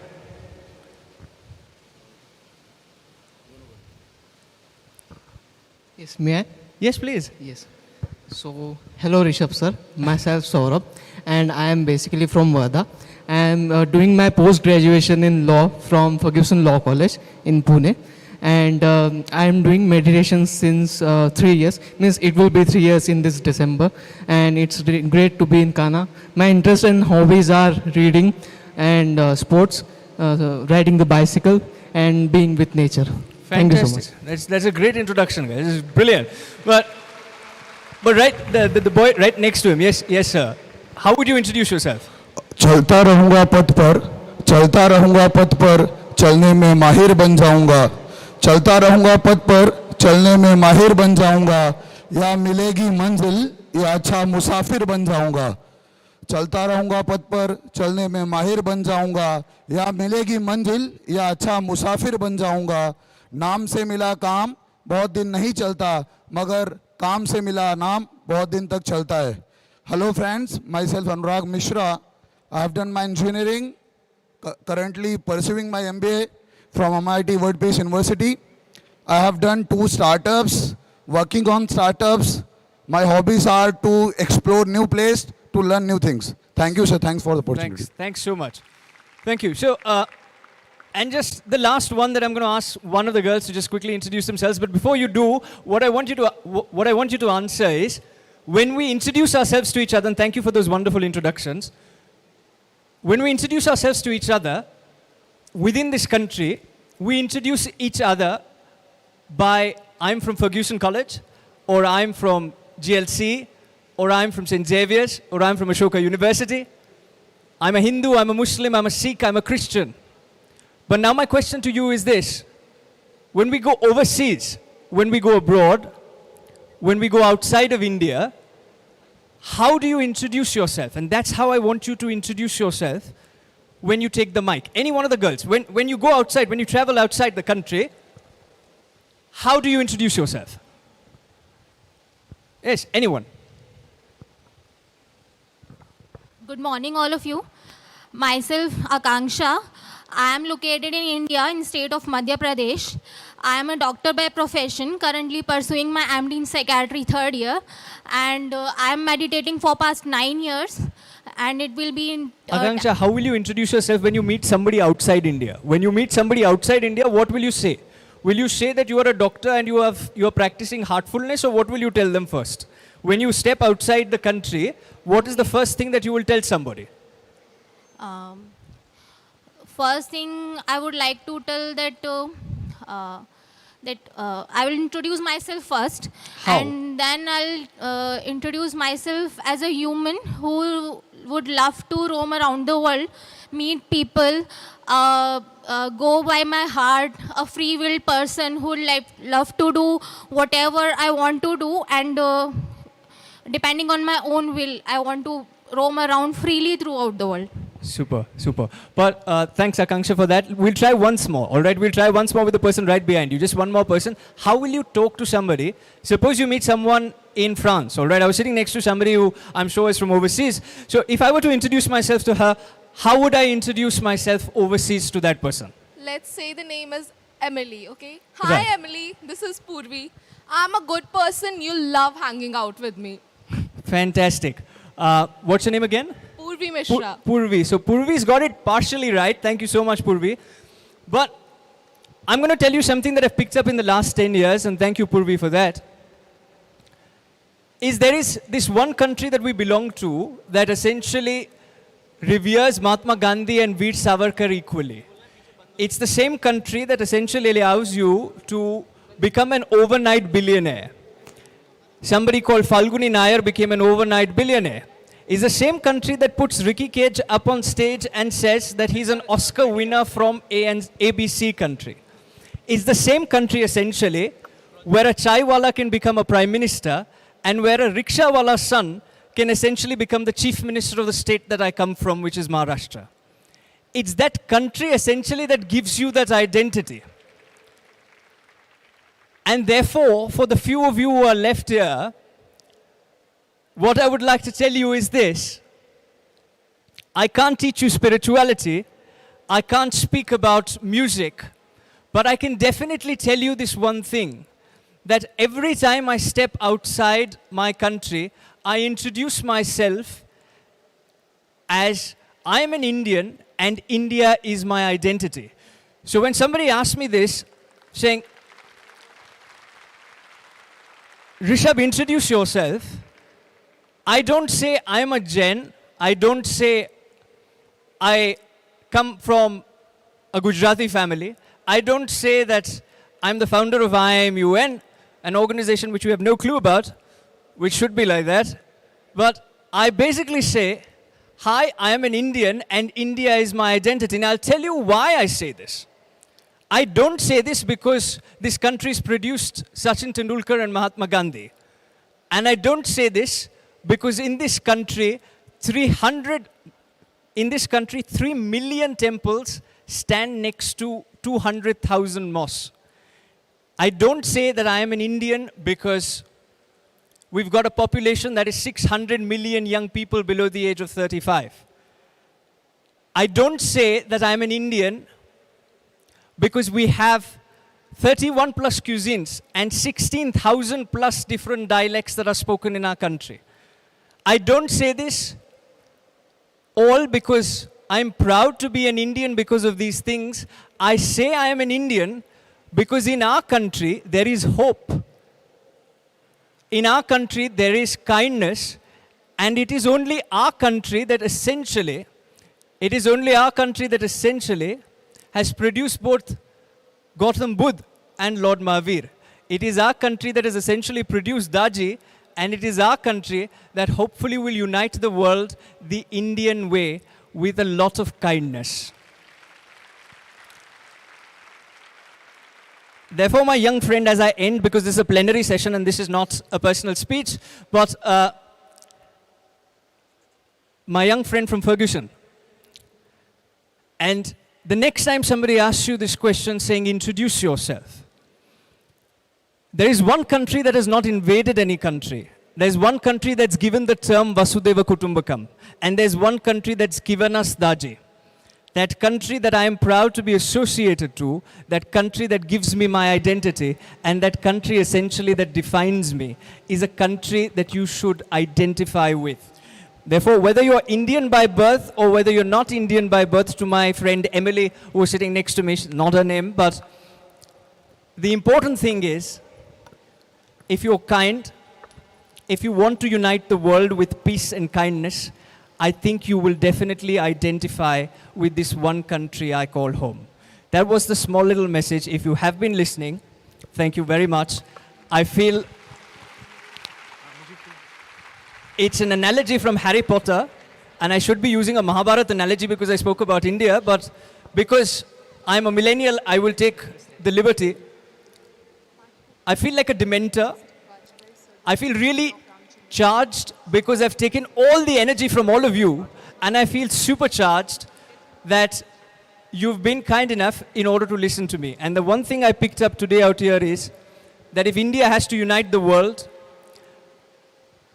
we need to unite the world with kindness. And kindness begins with a place and a person who comes from Gujarat, in an institute in Hyderabad, with roots in Uttar Pradesh, and with centers in 162 countries across the world. I think if the world needs to be united the Indian way, it should be united with heartfulness. Thank you very much. Jai Hind. Thank you. Thank you so much, Rishabh Shah. We'd like to felicitate you first. If you could just wait on stage. Please welcome Brother Vajpayee ji, who is one of our most senior-most practitioners and the secretary of the mission, to please felicitate Mr. Shah.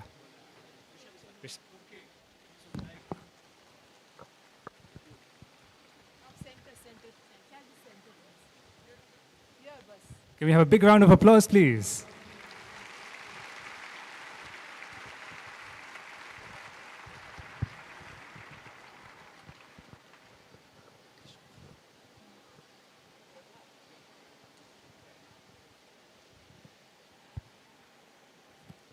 Thank you so much, Bajpayee and Rishabh. The 2.5 men anecdote was really something we could relate to. Now, we next have Mr. Venkatesh Murthy. ये founder and national secretary है for youth for सेवा, एक volunteer organisation जो 25 से ज़्यादा शहरों में बसी है. As he comes up on stage, let's give him a round of applause. Youth for Seva volunteers for underprivileged kids, healthcare awareness, environment, and aiding differently abled children, and all the upliftment of everywhere possible. It is the largest volunteering organization, and it enables youth to work for social change. I now request Sir to come give us a wonderful plenary session. Sir, ye mic chahiye aap? Thank you so much. First of all, it's such an energizing atmosphere to see thousands of young people gathering in the name of kindness. In fact, when I told one of my friends in Hyderabad that I'm coming to this conference, he was surprised. He said, are you really serious that youth are really interested in this kind of things? Because he said, looking at the breaking news in the TV, he thought the youth are in the bars and pubs. There is violence, there is robbery, all kinds of negativities that we flood in the media. So because it is an exception, it makes it into the news. What is normal is kindness. Kindness is the norm and violence is the exception. Unfortunately, people who are tuned to the news for a long time, they tend to normalize the exception, thinking that the whole world is violence. And conferences like this reignite our conviction that there is so much of kindness in the young people. This generation especially, the young people sitting here, you're all living in such exciting times. When the country is on the rise, India has a very prominent place in the global scenario. And also, your generation has unprecedented financial freedom. What I mean by financial freedom is, like my grandfather had to take care of 14 children with one income. My father had to take care of 3 children with one income. And we had to take care of 1 or 2 children with 2 incomes. And your generation has a lot of your basic problems solved already by the parents. But there is also a saying, when a man's basic problems are solved, he will become a problem for himself. Today we are all overwhelmed with boredom. What do I do? And at a very young age, we are searching for purpose in life, searching for meaning in life.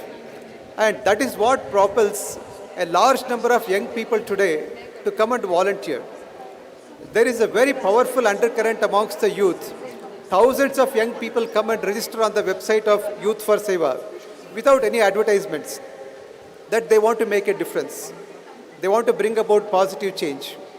But very often, while they have the intent, many times they get into just surface level activities, just to feel good activities. Like young people walk into orphanage, play with the kids, give some chocolates, take some selfies and post it on Instagram. And there the volunteering ends. But if you ask seriously what impact it has made in the life of those children, not really much depth in it.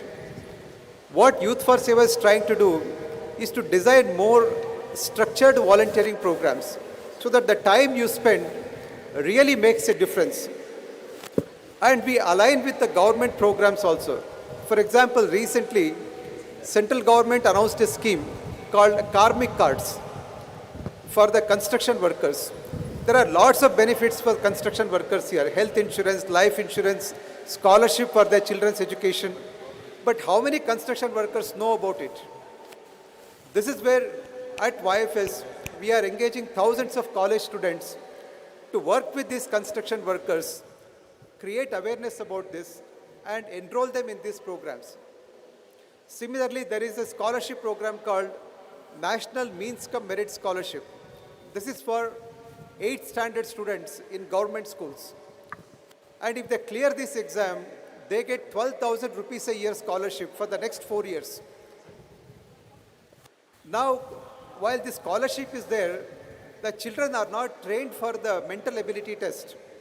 They are coming from slums, they are all first generation learners. They have no coaching. This is where educated volunteers like you can spend just 2 hours a week. Just 2 hours a week for about 4 months, and you can enable a child to get the scholarship. You know what difference it makes in one child's life? In Hyderabad, there was a girl. She was working as a maid in 2 homes before coming to the school every day. After she got this scholarship, now her mother is not sending her to work as maid because she earns 12,000 rupees a year. That's the kind of impact you can make by organizing yourself and designing structured programs. Like that, there are many stories where volunteers have made an impact, and invite all of you to come and join hands in structured volunteering. Now, volunteering is something that every youngster is enthusiastic today, but not many sustain for long term. I always give the example of making palak sabji. When you buy palak, it looks very big bunch, but when you make sabji, only you get handful of it. And volunteers, if they have to sustain for long period of time, we need this mindset. Pujya Daaji talked about the mindset required, the attitude. I'll just narrate 2 or 3 points that are extremely important to succeed as a volunteer. First and foremost thing is, you must love the people you serve. Don't go with pity or sympathy, but go with love. The moment you love the people you serve, there is a very different kind of connectedness. And your attitude changes. In one of the slum areas, we run a tuition center. And our volunteer once came and told me, Venkatesh, you've been telling me to go and teach spoken English there. But their own parents are sending these children to go and fetch water, to go and fetch kerosene oil, for all kinds of things. I literally have to beg these children to come to the class. If their own parents are not interested, why should I break my head? Then I told her, that's the very reason why you need to break your head. Because their parents are not concerned. You need to treat that these are your children. Only when we have this attitude of this entire Vasudhaiva Kutumbakam that we heard again and again, in practice we need to demonstrate that all these people are my own. That is the first and foremost thing. Second mindset required is to see the divinity in everyone. In fact, this is one message from Swami Vivekananda that inspired me a lot. He says, everyone is potentially divine. The purpose of education is to manifest that divinity, that perfection. And every child has the perfection. Can we see the seed in that and try to bring it out? I'll give you again a real life example. In Bangalore, there was a boy. He was not going to school. What he was doing is to dance in front of the funeral procession.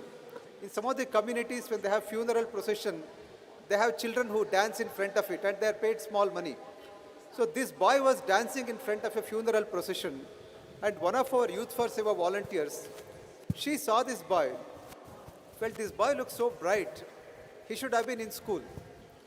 So she spoke to this boy. He said, I want to go to school but talk to my parents.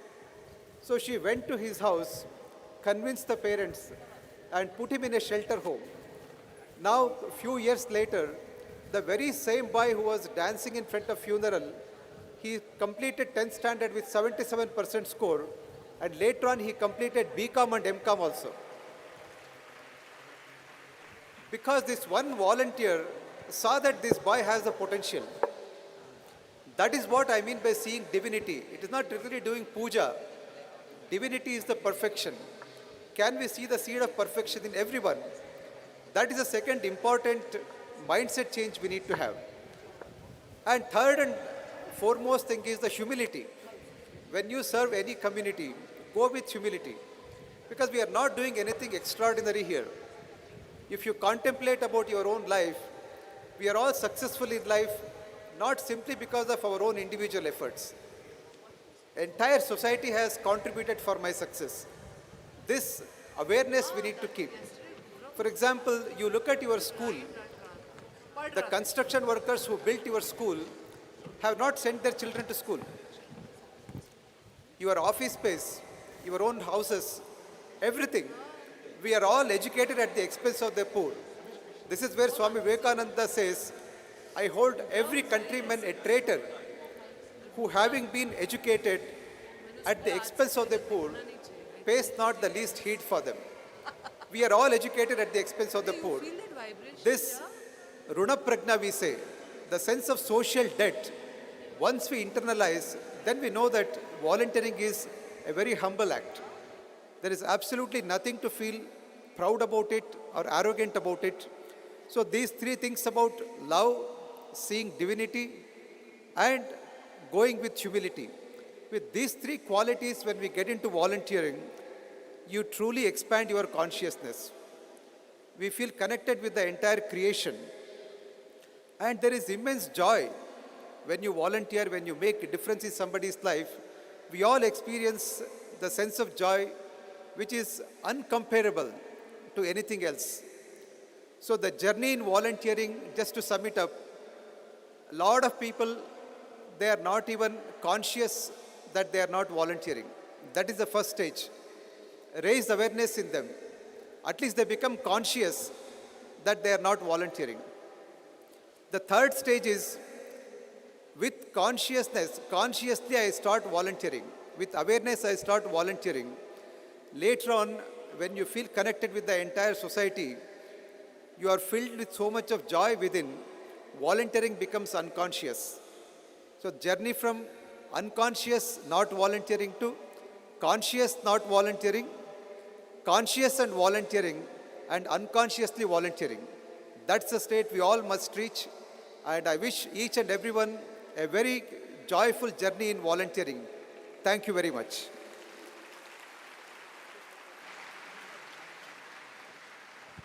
Thank you so much, Mr. Venkatesh Murthy. We are really honored to have you here. And I think really your philosophy about seeing the divine in everyone is the core of Heartfulness philosophy. Can I now invite Mr. Ramesh Krishnan, the director of Heartful Campus, to please felicitate Mr. Venkatesh Murthy.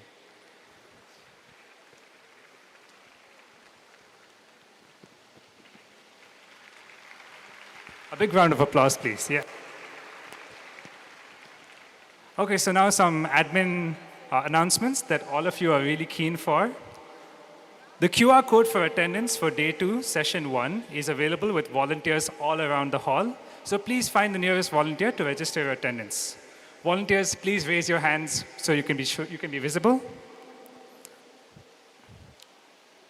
Please ensure to register before 12 o'clock noon. Registration closes at 12 p.m. Checkout codes will also be provided at the end of this session, so please ensure to fill that as well to get your attendance. Now, may I now invite management students to take us through some refreshing games to get back the josh.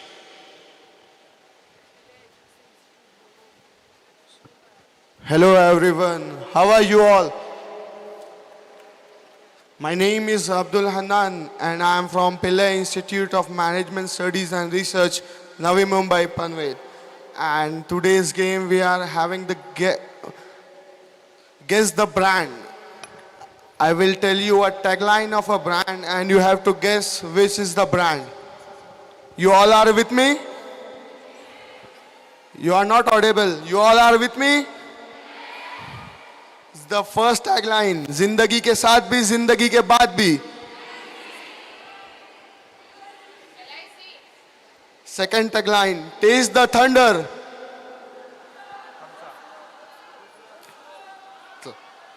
You are not audible. And third one, just do it. You are not audible. And the fourth one, नए भारत की बुलंद तस्वीर. नए भारत की बुलंद तस्वीर. Yes, ma'am. Yes, you're right, ma'am. Bajaj. And fifth one, दाग अच्छे होते हैं.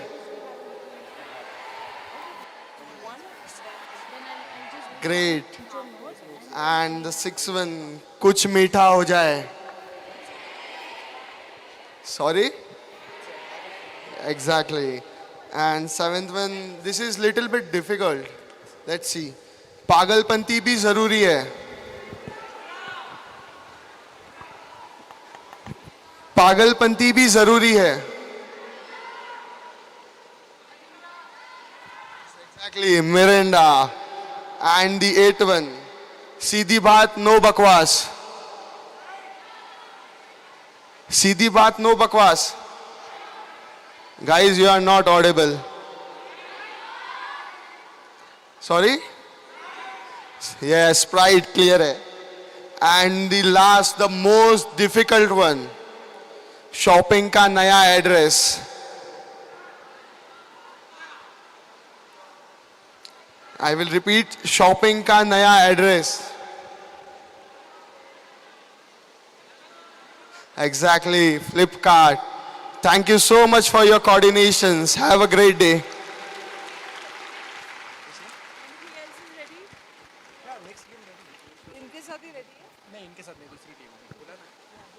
Now that we've got our energy back, we'd like to continue with the program.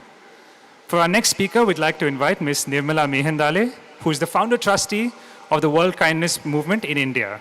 She is the president and a member of the International Council for World Kindness Movement and a firm believer that a kinder world is possible. May I please invite Ms. Nirmala Mehendale.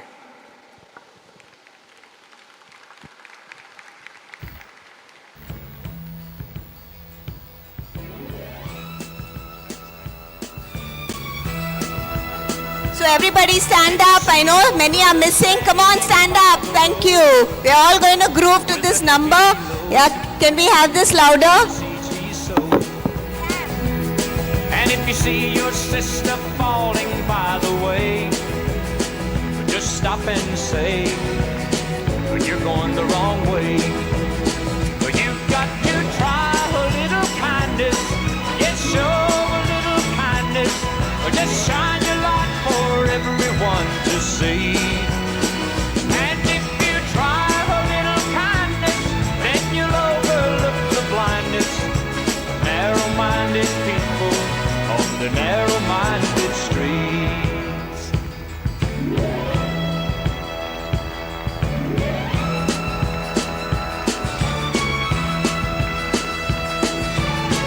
Don't walk around the down and out.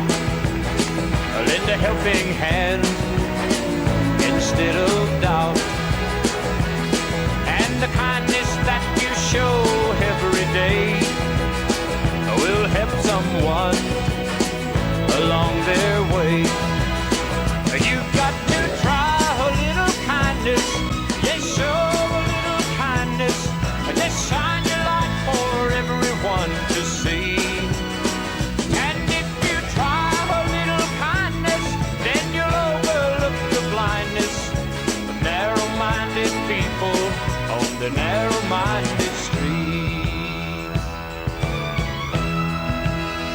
You've got to try a little kindness. Yes, Lord, show a little kindness. But just shine your light for everyone to see. And if you try a little kindness, then you'll overlook the blindness of narrow-minded people on the narrow-minded streets.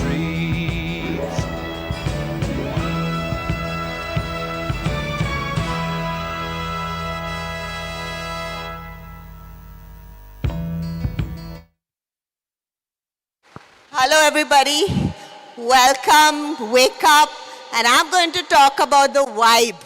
Yeah, you can sit please, sit. Thank you. So, I know that vibe is a lingo that you use. And so, how do you add to your vibe? And this is very simple tips, right? You can write to me later, but the tips are going to be extremely simple, okay? So, if I could have the presentation on, then maybe we'll be able to go along with the presentation. So, build your kindness vibe. Now you see the logo. It's got a heart. It's got a K. So, in fact, K3, kindness to self, others, and the environment. And so the World Kindness Movement is wanting to spread the K vibe. Okay? And we're going to move on. And so I'm going to say, YOLO. No one's saying YOLO. I just learned it yesterday. Gosh. I just learned that you only live once, and that's the lingo of youth, right? And if you only live once, we might as well live it well and reach out to others, right? So, this is no cap. That's another line I learned, okay? All this is to impress you guys. This is real. I don't know whether you realize, Daaji, Ricky, everyone is saying kindness matters, and so it better be real. And so I'm going to give you my fundas, which would add to what they've said. And we are saying there are two types of kindness. I don't know whether you've realized. One is random acts. I fall down. You know, Vignesh is sitting here. He helps me because it's an immediate act. There's another act which is an intentional act. That means I plan to go and help someone. I plan to go and join a social service camp, right?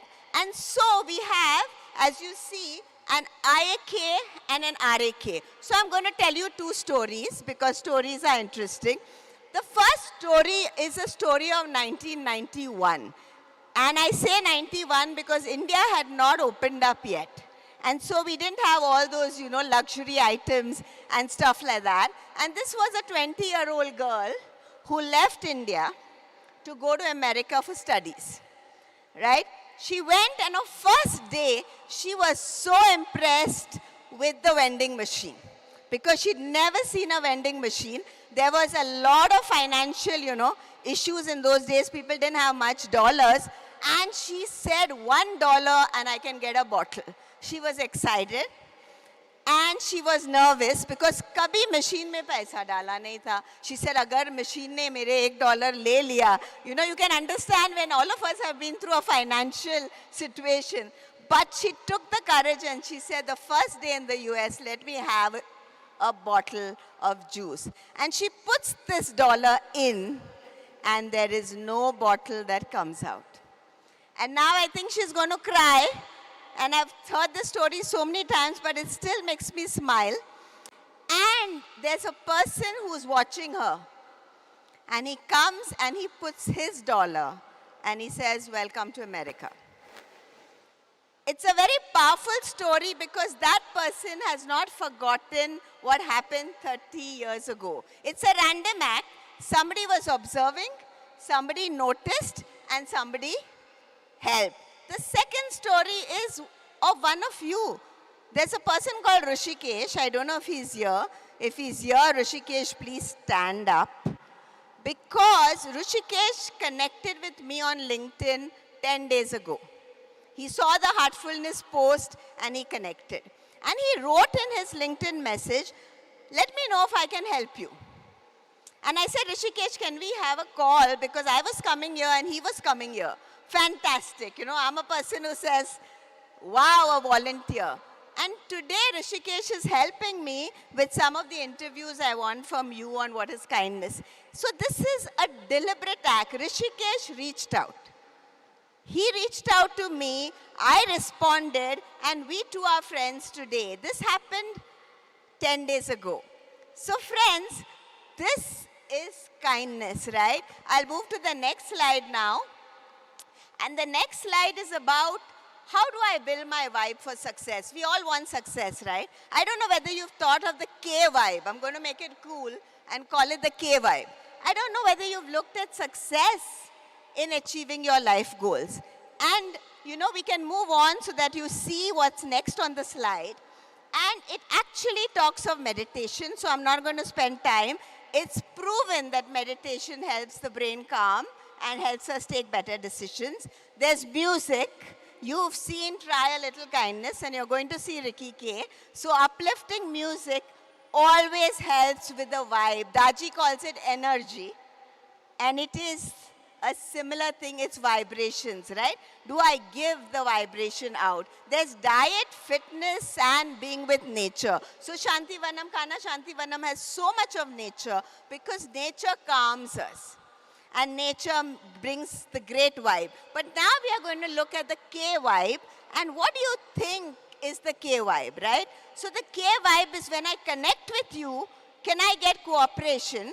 And if I can get cooperation, can we have an energy flow that would benefit both of us? So let's go on to the next, which is, let's look at some very practical ways we can build the energy, right? So say good morning. How many people smile and say good morning? Can we smile and say good day now? Good afternoon. Is it no? It's not yet good afternoon. I'm sorry. It's still good morning. Okay? So good morning. Thank you. Can you smile? We actually, when we say good morning, right, we are saying, oh God, is it a good morning? So the smile is contagious. It connects people together, and human beings have this natural ability to smile. So will you smile whenever possible? Yes? Thank you.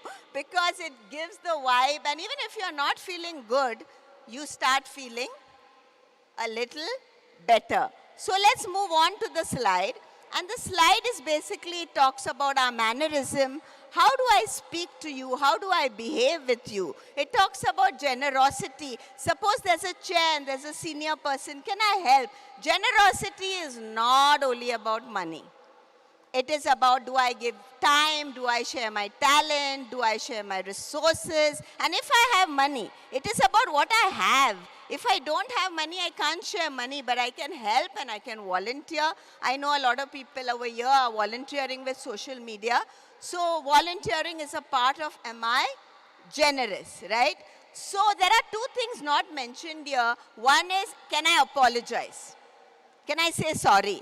When I say sorry, people start off thinking, oh, this is a person who is able to, apologize, and so there's a vibe. I don't put my ego first. I'm ready to say I messed up. Now, volunteers think they are volunteering, but when you volunteer, a lot of other people are depending on us. And so, even volunteering is a commitment, and if we mess up, it is better to apologize. We need to forgive and we need to forget. So that is part of what we need to do. And so if somebody has hurt me, can I, really forgive? I remember many years ago, I was in a board meeting and I got angry. And I got so angry that I had a meltdown. Now what happens was I got very embarrassed.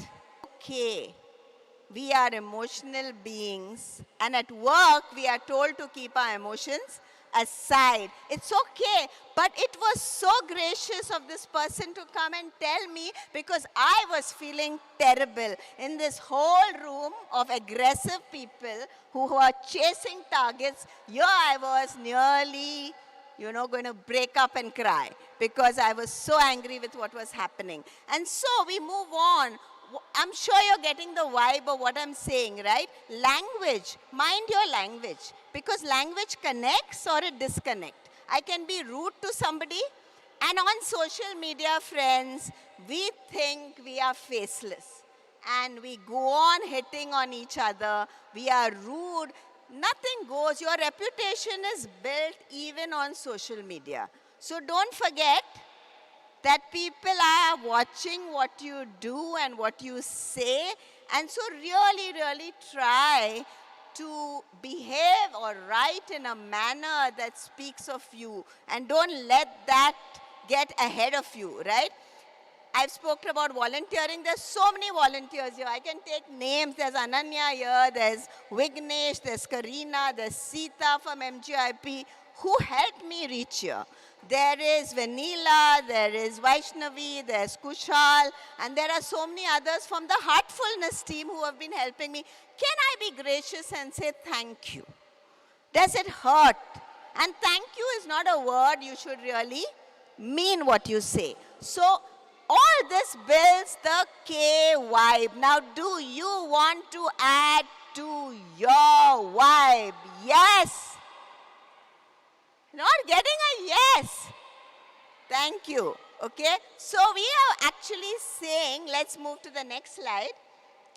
If you connect and cooperate, you become a person with a reputation. You can have a good reputation, you can have a bad reputation. But people will trust those of us who have a reputation. I say what I do and I do what I say. Right?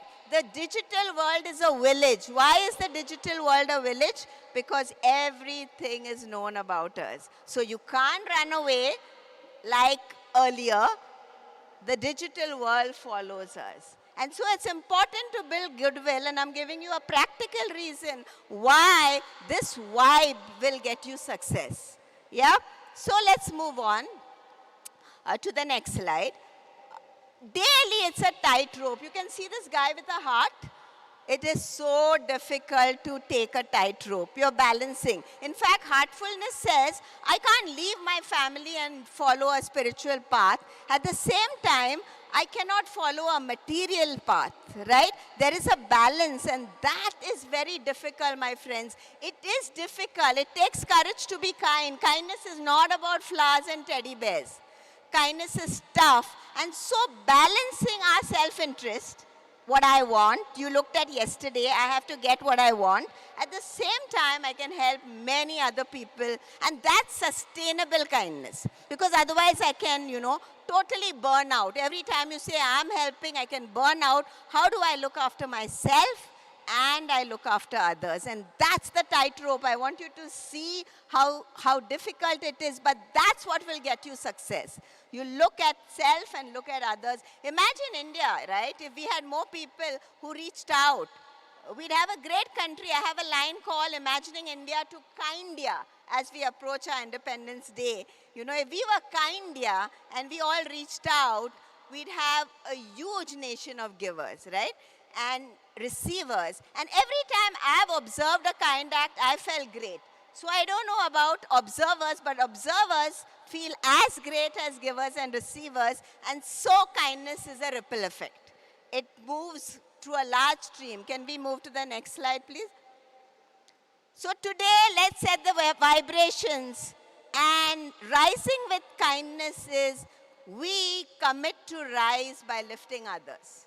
Right? So when I lift somebody else, when I help somebody with maths, my maths improves. I don't know whether you've looked at it. Every time I've helped somebody, I get better because I'm learning, and as a teacher, I'm reminding myself. So helping benefits you. I don't think we look at it that way. We look at, oh my God, I help, right? But that's not the vibe. And so we are going to say yes to kindness. Will you repeat after me? We say yes to kindness, yeah? And I'm launching One Voice for Kindness today, which is a campaign to get everybody to say yes in one voice. Why is it important? Because Nirmala, as part of the World Kindness Movement, will talk about it. She can't do anything alone. She needs MGIP. She needs Heartfulness. She needs the AICTE. She needs all the professors in this room. She needs all of you. However great she might think she is, she cannot succeed alone. And so we are an interconnected world. And if we all together in one voice roar, we would have kindness on the agenda. I don't know whether you've seen the mission statement and vision statements. Kindness is not on many of those. Right? And we need to put it up. I am so grateful we're having a conference on kindness because the World Kindness Movement was born 25 years ago. And today, kindness is becoming talked about. It's becoming cool. It's cool to be kind. It's not cool to be a bully. And that's the language we're changing. And once we do that, we and you, my friends, will have a better world. Okay? So let's look at the campaign that I'm about to launch. Those of you who have your phones, can you take it out? At least take a picture so that you will join the campaign by signing up. So this is the QR code. I know it doesn't open up, but take a picture and pass it on and just say yes to kindness. Put in your email ID, the name, your country, and let's set the vibrations across the world. The World Kindness Day was born because of the World Kindness Movement. And this year on 13 November, let's all of us set the right vibrations across the world that kindness matters. I don't know, MGIP, that's the band which says, I have to remind myself, so I wear a band too, which says kindness matters. You can take the worldkindnessmovement.org is the website. So even if you go and sign up, I will get your voice. And the voice of every professor and teacher in this room adding to that voice is going to matter. Believe me, we need to roar, roar, and roar. That kindness is important. The next slide, please. So we're coming to the end of what I have to say. Say yes to kindness. Then what happens? Let's say it in one voice. And the K vibe, let the K vibe shake the world. The world needs it. There's a lot of hate happening. There's a lot of polarization. There's a lot of division. We got to unite and say, let's become one. In one voice. And so I'm counting on you. Today is an appeal to all of you. I love the youth because you guys rock, believe me. If I stay young, it's because I work with all of you. And I really, really respect you and your thoughts. So, here was a kind person telling me, thank you, youth. A big hand to all of you youth in this room. You matter. You can change the world. I have hope. I have hope in you. And so for now, we are all going to put our right hand up. And we are going to move towards the left. And we have to give ourselves a shabash. Because we matter. Even if others don't tell you, remember you matter. And we are all going to together change the world. Not alone. I can't do it alone. Right? So let's come to the ending of what we see. That's my email ID, president@theworldkindnessmovement.org. Simple ID. Write to me, share with me your thoughts, your ideas, your plans, your dreams. It would inspire us and would make us want to change our programs based on what you see. So please write to me. Just say, hi Nirmala, I met you at Heartfulness. That's all you need to say. Let's move to the ending. Thank you. And before you say, okay, Boomer, I am leaving. Thank you so much. Have a wonderful conference ahead and a wonderful life ahead. Thank you. Thank you so much, Ms. Mehendale. I'd like to invite Dr. Nivedita, the convener of this summit, to please felicitate Ms. Mehendale. Thank you so much for kickstarting the kindness vibe.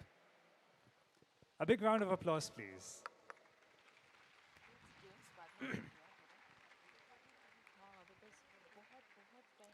So we know you've all been sitting down for a while again.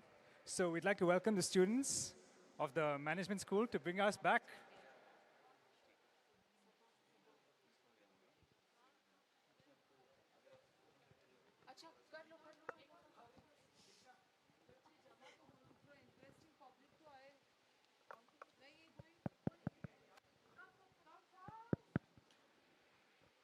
Hello, hello, hello, hello. Good morning, everyone. We'll just get up from our chairs, या जहाँ पे भी हम बैठे हैं, खड़े हो जाएंगे, जल्दी से quickly, on a count of 5, 4, 3, 2, 1. Get up quickly. And एक partner चुन लेंगे और एक दूसरे के सामने ऐसे खड़े हो जाएंगे. कैसे? ऐसे. एक partner चुन लीजिए जल्दी से. 3, 2, 1. Get a partner and stand facing to each other. Okay? अब एक दूसरे को बहुत ध्यान से इंस्ट्रक्शन सुनेंगे. एक दूसरे को बहुत ध्यान से देखना है ऊपर से लेके नीचे तक. All right. एक दूसरे को बहुत ध्यान से देखेंगे. एक एक चीज, उनकी आंखें, वो क्या, उन्होंने क्या पहन रखा है, क्या जूते हैं, everything. All right. Now turn your back towards each other. For 10 seconds, turn your back and quickly change one thing in your appearance. Quickly change one thing in your appearance. वो कुछ भी हो सकता है.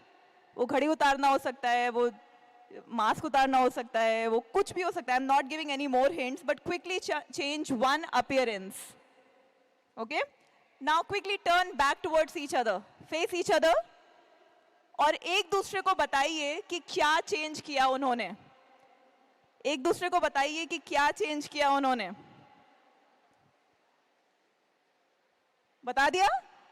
आप बताइए क्या चेंज किया था? First, he was wearing his watch on the left hand. Now it's on the right hand. Is it true? Very good. Very good observation skills. Huge round of claps for him. इन्होंने क्या change किया? First, he was wearing ID card. Now he is not wearing his ID card. बहुत बढ़िया. His observation skills are very very nice. इन्होंने अपना ID change किया and she has folded her sleeves. She has folded her sleeves. Is he saying right? Yes. Absolutely. उन्होंने एक sleeve fold करी और उनको वो भी पता चल गया. Great observation skills. What about him? So there was no pen before, and now there is a pen, and he has kept his AirPods in his pocket. He's kept his AirPods. All right. Is she right? Yes, she's right. Absolutely. Give a huge round of applause for all of you and for these people. Very, very small game to build attention and observation. Thank you. बैठ जाइए.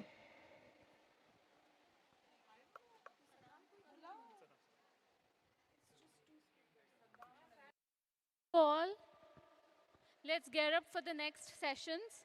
Thank you for the management game students. Next, we are a little delayed. Apologies for that.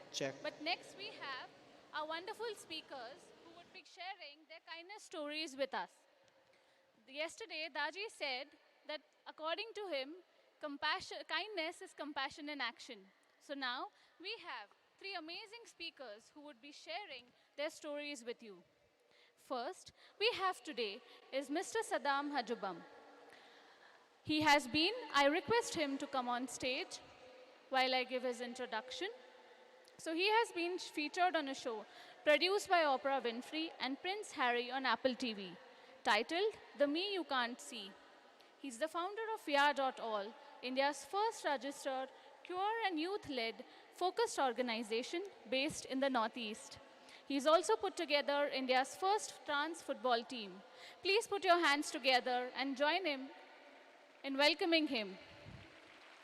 Over to you, Mr. Saddam. I have personally read your story, but I would just request you to share it with all of them. Thank you. Thank you so much. Could you please play the video from your side?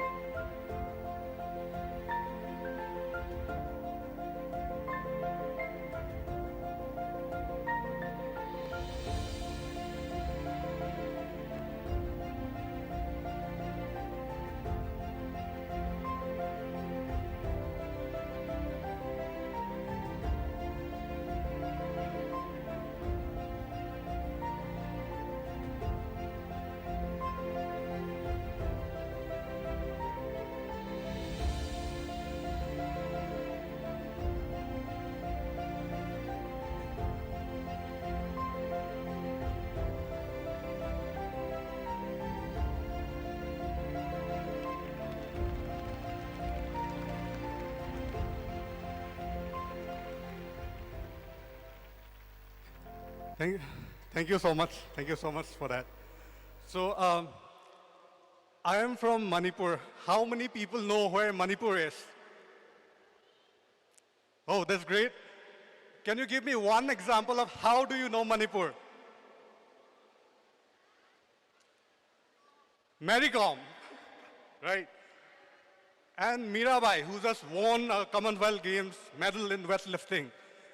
So, when it comes to Manipur, Manipur is often termed as the powerhouse of sports in India. But somehow, what happened? The name of my organization is called Ya.all. Ya.all means revolution in Manipuri. And in English, if we say Ya.all means you all, everyone, inclusive. So it is a revolution which is for everyone, inclusive of everyone. And by everyone, what I mean to say is, there are certain populations which we generally don't talk about. There are certain communities that we generally don't talk about. I'm referring to the LGBTI community in India and also to the large young population who are living with HIV, young people who are living with psychosocial disabilities, young people who are orphans, and young people who are recovering from substance use disorders. So we at YAOL, what we do is we create a support system of all these young people, train them, and giving peer support on mental health, sexual health, reproductive health, and other issues which affect young people. So there was a question when everybody was asking why sports is so binary. The sports that we know, Olympics, Commonwealth, everything, it's only done for men and women, only two categories. What about those people who really want to play, but they identify themselves as transgender persons? Why are we leaving them out?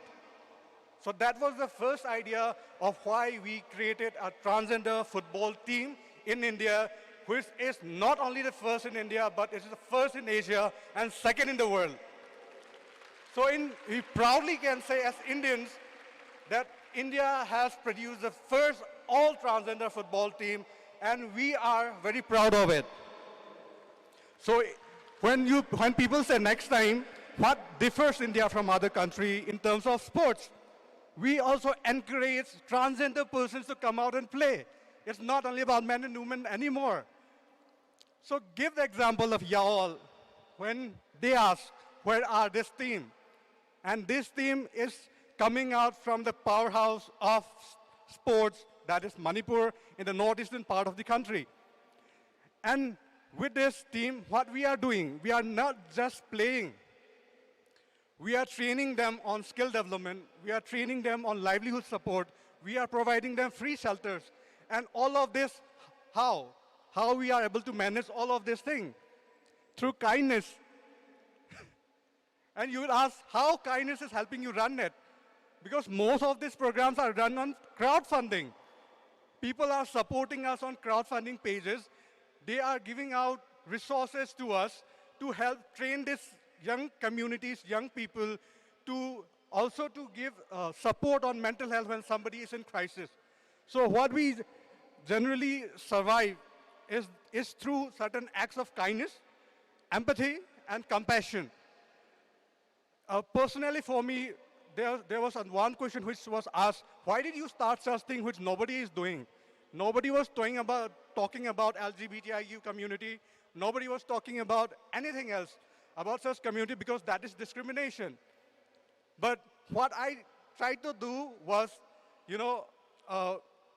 integrate compassion instead of discrimination.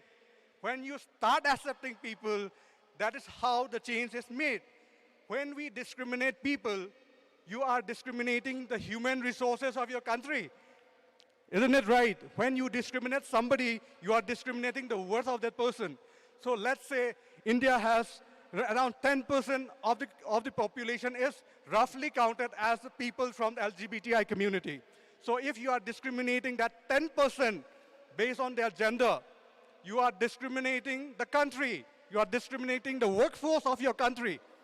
So let's help make workspaces, institutes, everywhere kind, acceptive, inclusive, and diverse. Today I am here from all over from Manipur with the support of UNESCO MJIP, and definitely this will not be the last where I would be talking about inclusion, compassion, and empathy. So you can also do that in your own colleges and states. What we are helping is, we are helping colleges set up such students wing, where the inclusion and diversity wing, where they talk about issues related to young people on health and well-being. So I won't take much time. The last thing which I want to add is that when I came out about my own gender identity, there was a lot of questions on me, but definitely what happened? I underwent depression. Many people rejected me, discriminated me. I went under depression. I was under chronic depression for 2 years, and there was a phase where I could not come out. I really hated myself. But somehow, for my recovery, what changed? I gave time to myself. I started being kind to myself. I started accepting myself. I started accepting the reality and the vulnerabilities that I have. Then after that, things have moved on. My story resonated with millions of people, young people all across the world, and they have started sharing their stories with me, and we are creating more and more support groups through which we are providing all these sets, and all the services are free. So if anybody has any questions, just reach out to me. That is the organization name, and I'm Saddam Hanjavam from Manipur. Thank you very much for your time and your kind attention.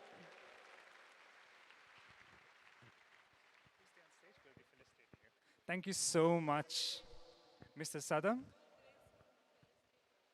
Could we actually get Grace Moore to felicitate Mr. Saddam Hajambam? So much for an excellent presentation and for rousing us all.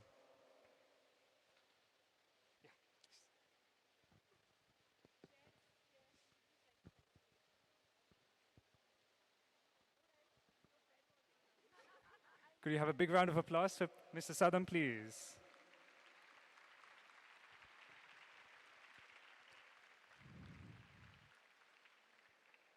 We'll be shortly moving on to the next panel, Kindness Through Entrepreneurship.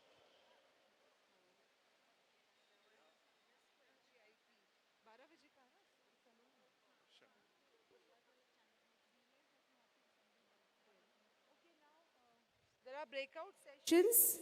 After this plenary, after this session, you can go for breakout. Ye session ke baad mein, you can go to UNESCO at the left side and then Heartful Communication at the foyer behind you.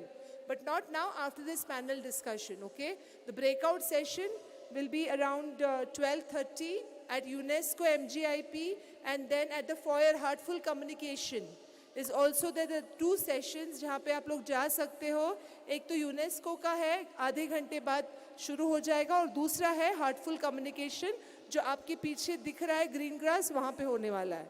तो अभी panel discussion है, बहुत सारे अच्छे speakers आए हैं all over India, and you must listen to them and their thoughts. So please welcome all of them. I would request Saloni to please lead. Thank you so much. We'll be moving on to our next panel, Kindness Through Entrepreneurship. Have you ever really heard the word kindness being associated with business? Not really, according to me. It's usually about being shrewd, being ruthless. In other words, killing it. Not really kindness. Well, actually, my startup is based on kindness towards animals. But next what we have is a set of panelists who have just aced it. They are here to share the secrets of how business and kindness can go hand in hand. It is now my immense privilege to welcome on stage Ms. Vani Kola, founder and MD of Kalari Capital. Ms. Kola is a serial entrepreneur and has a long career in Silicon Valley. Today, her firm works with entrepreneurs to build global companies, leveraging India's potential to create high-growth enterprises. Mr. Kola was recognized as one of the most powerful women in Indian business by Forbes in 2014. Among her many awards include the NDTV Women of Worth Award for Leadership Excellence in Business and Entrepreneurship and the Midas Touch Award for the Best Investor in 2015. Thank you, ma'am. Apologies for the delay. Next we have is Mr. Rao. Is he with us? Yeah. So next we have is Mr. Srinivas Rao Garu. He is the CEO of Hyderabad-led incubator T-Hub. Mr. Rao Garu is a serial entrepreneur with over 3 decades of experience in the IT industry. He is a member of the global startup body, the Indus Entrepreneurs, and also heads the Global Alliance for Mass Entrepreneurship India. Launched in August 2018, Game India is working towards encouraging entrepreneurship that has potential to create 50 million jobs in 2030. I welcome you, sir. We also want to welcome Manasa Garamella, who is a co-founder and vice president at kindlife.in, a company dedicated to help us make more sustainable choices when we're shopping online. She was a senior manager at Shop Clues and a product lead at Sharp Ventures. Ms. Vani Kola will be moderating the panel today. Ladies and gentlemen, please welcome them warmly.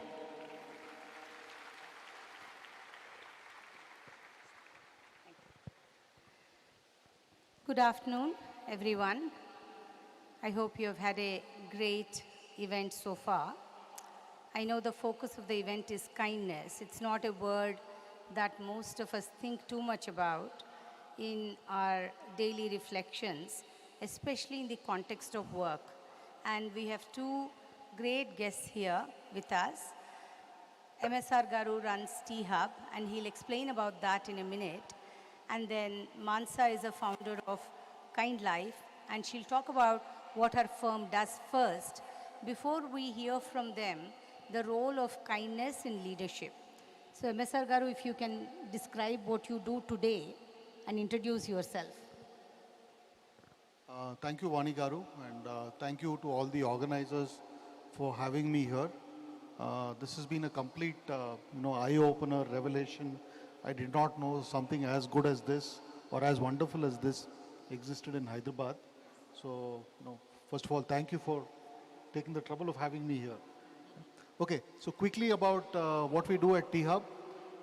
Tea Hub was set up in 2015, and the intent of Tea Hub is to promote entrepreneurship and innovation.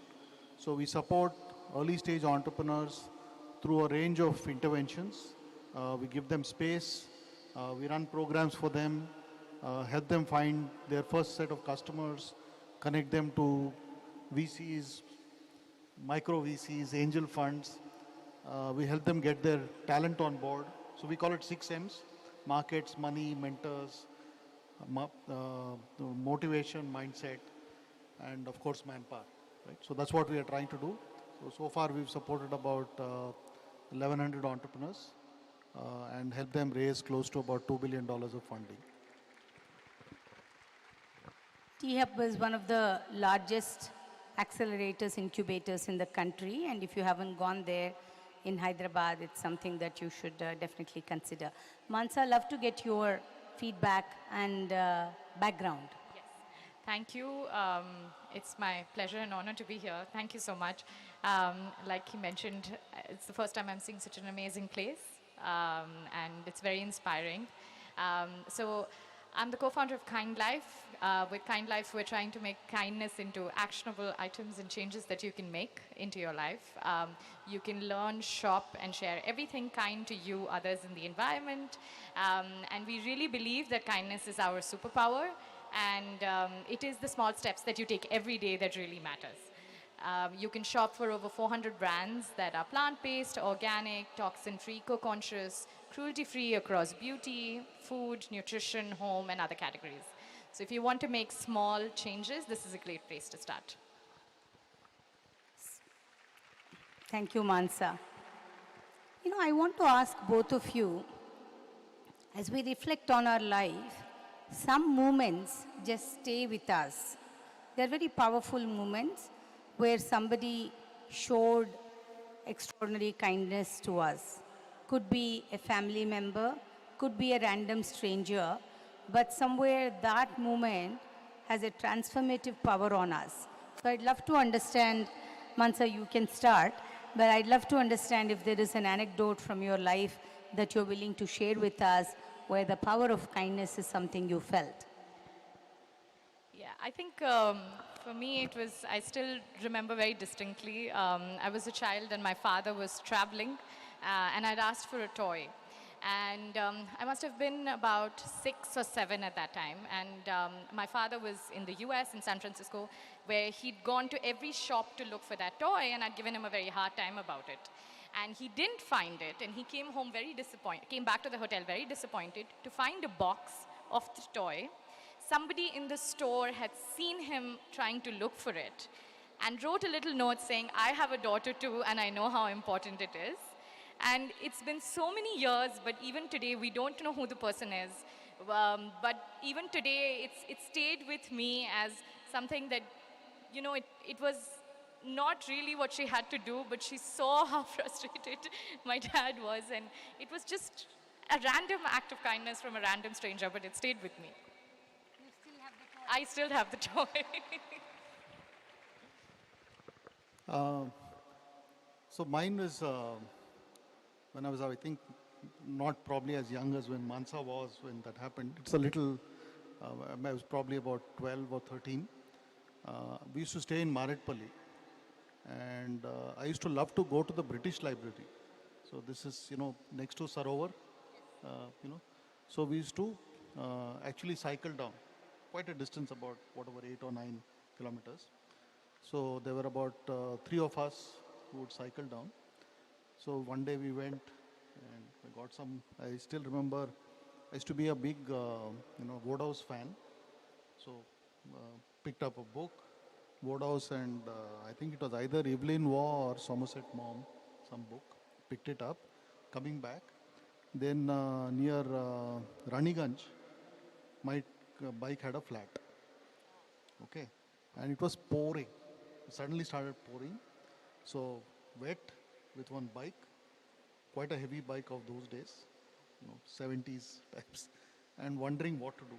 Can't leave the bike because bike came after lots of struggle. We had to go back. So somebody, an old man, must have been in his, he's probably as old as I am now, but we used to think he was very old then. Stopped, he had an ambassador. He said, so he had a shop there. So he said, it was about 7 in the evening or something. So he was closing his shop. He came out, he saw us. So he said, "कहाँ जा रहे हैं आप लोग?" I said, "हम लोग घर जा रहे हैं वापस." तो he said, "एक काम करो, आपको अभी पंक्चर रिपेयर कोई करने वाला नहीं है, यहाँ पे छोड़ दो." And so I said, छोड़ेंगे तो फिर कैसे आएंगे वापस? तो he said, "Don't worry, तू मेरे साथ, I'll drop you मेरे कार में, and tomorrow I will send my driver to come and pick you up." And he did that. I was just blown away. So 3 of us left our bikes in his shop, and then he dropped us. Then next day morning, as he promised, he sent somebody to pick us up. Yeah, so we remember these acts of kindness so much more powerfully. And in fact, when Mansa was talking, I was remembering an incident. It's a very small incident, but I think I'd gone with my parents to a temple. I was probably 5, 6, about that same age.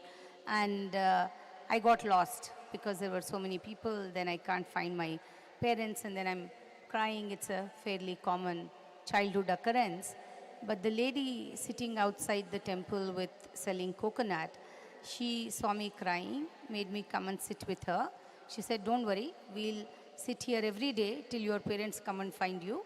And she gave me some food and she got me entertained, and then I stopped crying, just started talking to her. Of course, an hour or 2 later, my parents were trying to walk up and down, and they found me. But just somebody's kindness to notice your distress. We kind of pass by, but we don't really notice others' distress, to take a moment to make a difference, and those differences stay with people for a long time. Of course, these personal activities of kindness is one thing, but from a corporate world, which is what we are talking about, kindness is not a common word, right? If you think corporate language, it's about take no prisoner, kill the competition, be ruthless. The whole language is really a confrontational language, and in some ways we admire leaders who seem to be tough, so to speak, right? So question, MSR, for you: how do you practice kindness as a leader in your corporation or in your leadership role, in a professional role? Sure. So I think, so when you think about kindness, right, I think there are 2 things one thinks about. So one is kindness can be a value, kindness can also be a virtue. So you can be kind and you can do kind. So those are 2 things which you keep thinking about. That's the first part. Second is, I always say that nice guys do finish first. Okay, it is not necessary to be, and there are so many examples. Of course, nice people finish first, right? So I can give you so many examples, and if you take the corporate world, one of the books which I've read a couple of times and has had a fairly profound influence is Satya Nadella's book, right? The Hit Refresh book, right? And he talks about the fact that he had a son, who was differently abled, right? And how he taught him, the virtues of being kind, right? And how he transformed such a hard-driving, driven, take no prisoners entity like Microsoft, right, into a much kinder, gentler place, right, where I think people feel happier to work. Right? So coming back from from some of all of this, right? So I think about kindness as, first of all, let's say the last 2 years have been very difficult for a lot of people, very difficult, right? So I have seen instances of where people have had to work through getting things done despite the fact someone is not well, someone is in hospital, right? Or young people in the office who are sitting, hundreds of miles away, cooped up in a room and doing Zoom calls, etc., right? More than ever, the need to be empathetic, the need to be compassionate, and the need to be considerate is very, very high. So a few things which I try and do every day, to the extent possible, is I ask my team, I never start a question with, so easy to fall into this trap of starting a meeting with, okay, how are we doing on the numbers? Okay? What deals did we close today? Just hold the mic closer. Closer. Yeah. What deals did we close today? Okay? Why are we not collecting that money? And so on. But I always try and start with, I always believe when people are in a good frame of mind, they tend to work better. Okay? And part of being in that good frame of mind is for you as a leader to be solicitous about them. They are not objects, they are not machines, they are people, right? Flesh and blood, right? So I always start with first doing what I call a temperature check around the room. Okay? How are you guys doing today? Are you okay? Is everyone okay at home? Type of thing, right? And I think with kindness, you also build trust. Okay? And trust actually leads to increased productivity. That's my belief. It doesn't take a lot to do all this. It's fairly basic, but it does make a difference. Completely agree. I think, so what is the difference between being kind and being nice? And this is something we always talk about, that kindness is action driven.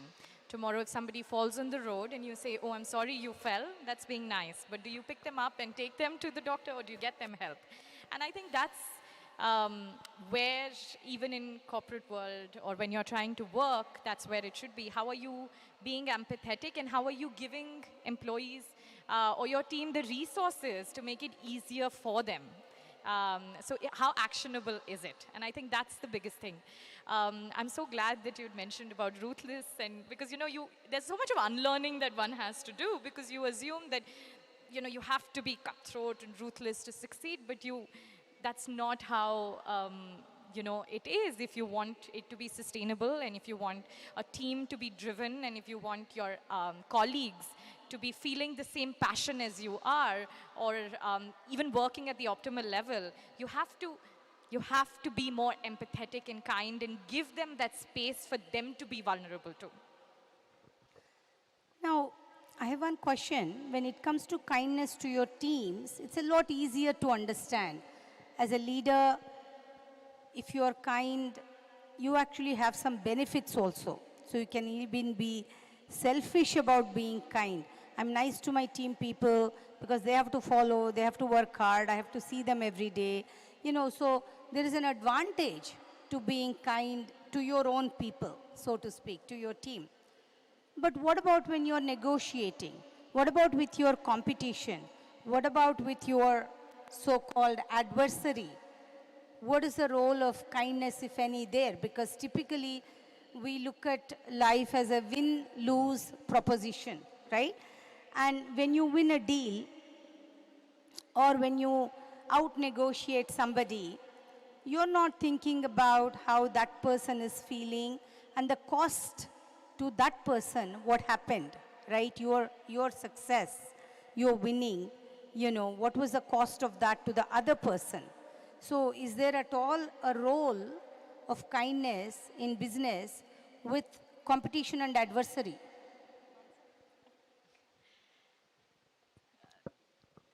So it is tough. It is tough because you're right, there is an interest that lies in you winning technically, but I think it's how far is too far. Where do you draw the line of this is of interest and then this is harmful for you? And I think it is a moral decision, but it is also driven by multiple factors. And I think that's where it comes down to. Where is it that, how far will I go? And is it mutually beneficial, mutually harmful or not? And I think it's a bit complicated, but that is how I think a decision in this would have to be made of how far is too far. So Vani, I always think about this, right? It's never a zero-sum game, right? That's the first part. Second is try very consciously to see how, even for example, you are negotiating with a customer, right? Try and see how you can make it a win-win, right? So always try and everything which we do, right? It's again something which, particularly I think as you get older, you start to realize that winning a deal or losing a deal is not the be-all and end-all of life. The sun will rise tomorrow even if you lose a deal, for example. So you don't have to stoop to doing things which you will agonize with. You won't be able to sleep well if you do something, which is this win at all costs mentality, right? So I think two things I would say. So one is win-win to the extent you can. It's hard. I know what Mansa said, kind of echo. Sometimes it's easy to say it, it becomes hard. But you have to ask yourself, is winning worth it to the point where, you're going to, stand against something which is core to your values, okay? Which is, for example, honesty, integrity, for example, are two values which, let's say, one believes in. So you don't want to do anything which will make you feel, wake up in the morning tomorrow and see yourself in the mirror and you feel, listen, what you did yesterday was not okay, right? One. Second is, I think there's something called winning with grace, right? So never get to a point where you get the other person down to a point where you probably are going to make him an enemy for life, right? End of the day, we are all here in the planet for a finite period of time, okay? And we are not going to carry, suppose we win a deal, we are not going to carry that deal with us when we go, right? The only thing we'll carry with us is our reputation. Or the only thing we'll leave behind is our reputation, right? It sounds philosophical, but... No, I agree. What we carry with us is our reputation, or what we leave behind is our legacy. One last question and we'll wrap up this session. What is the role of kindness in your daily life? Is there a way that you think consciously, mindfully to practice and incorporate that into your life? Sure. I think it starts with, particularly when you're leading a team, okay? So obviously as leaders, sometimes all of us go through enormous stress for all kinds of reasons. It could be about work, it could be about dealing with investors and so on. I'm just taking a polite decade, right? But I think the thing is, particularly when you're dealing with your team, right? Don't, take the stress out on the team, right? You are leading a team. So that's why you're a leader, right? So don't take it out on the team. That's the first part. Second is, I think, most of the time, people confuse this. Just to go back to point about ruthlessness and kindness, I think one of the reasons people say, for example, if you have to take some tough decisions, right? Then people will say, listen, you're not being kind. I don't think of it that way.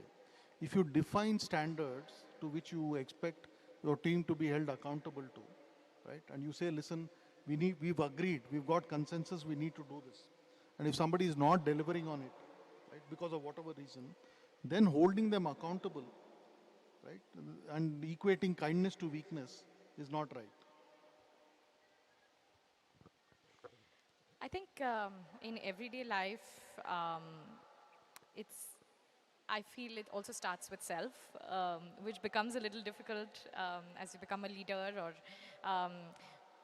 to take a step back and see, okay, these are my actions, this is what I've done, how is it impacting, which is the hardest. So if you ask me in terms of how do you quantify and how do you do it, I think it also starts with being a little kind to yourself. It starts with, because I feel like, as you said, it can be stressful, but a lot of that frustration tends to come out naturally on others. And you have to take a step back and say, it's okay, there's only so much and you're learning. And I think that's where it comes from. So every day for me is, at the end of the day, saying, okay, could I have done this better? And having that awareness of going back tomorrow and saying maybe, or maybe not, and accepting that you had to be a little harsher at that time, and that was fine. You know, in wrapping up, what I want to share with you, the decades of work experience I have, yes, there is a conventional language of success, which is really centered around you winning at the cost of anything and at the cost of anybody.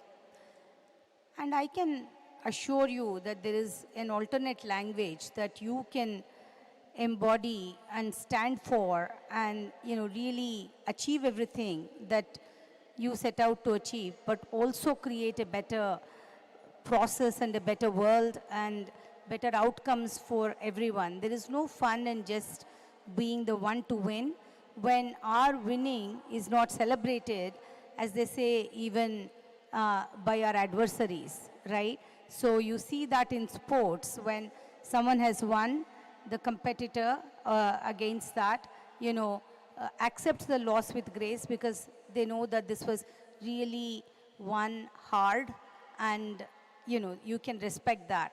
So I think not taking shortcuts to winning and being able to handle winning with grace, as MSR well put it. So thank you everyone for being here today, and MSR Garu, thank you for giving us your time, and Mansa for coming from Delhi and making today's session happen. Thank you so much. Have a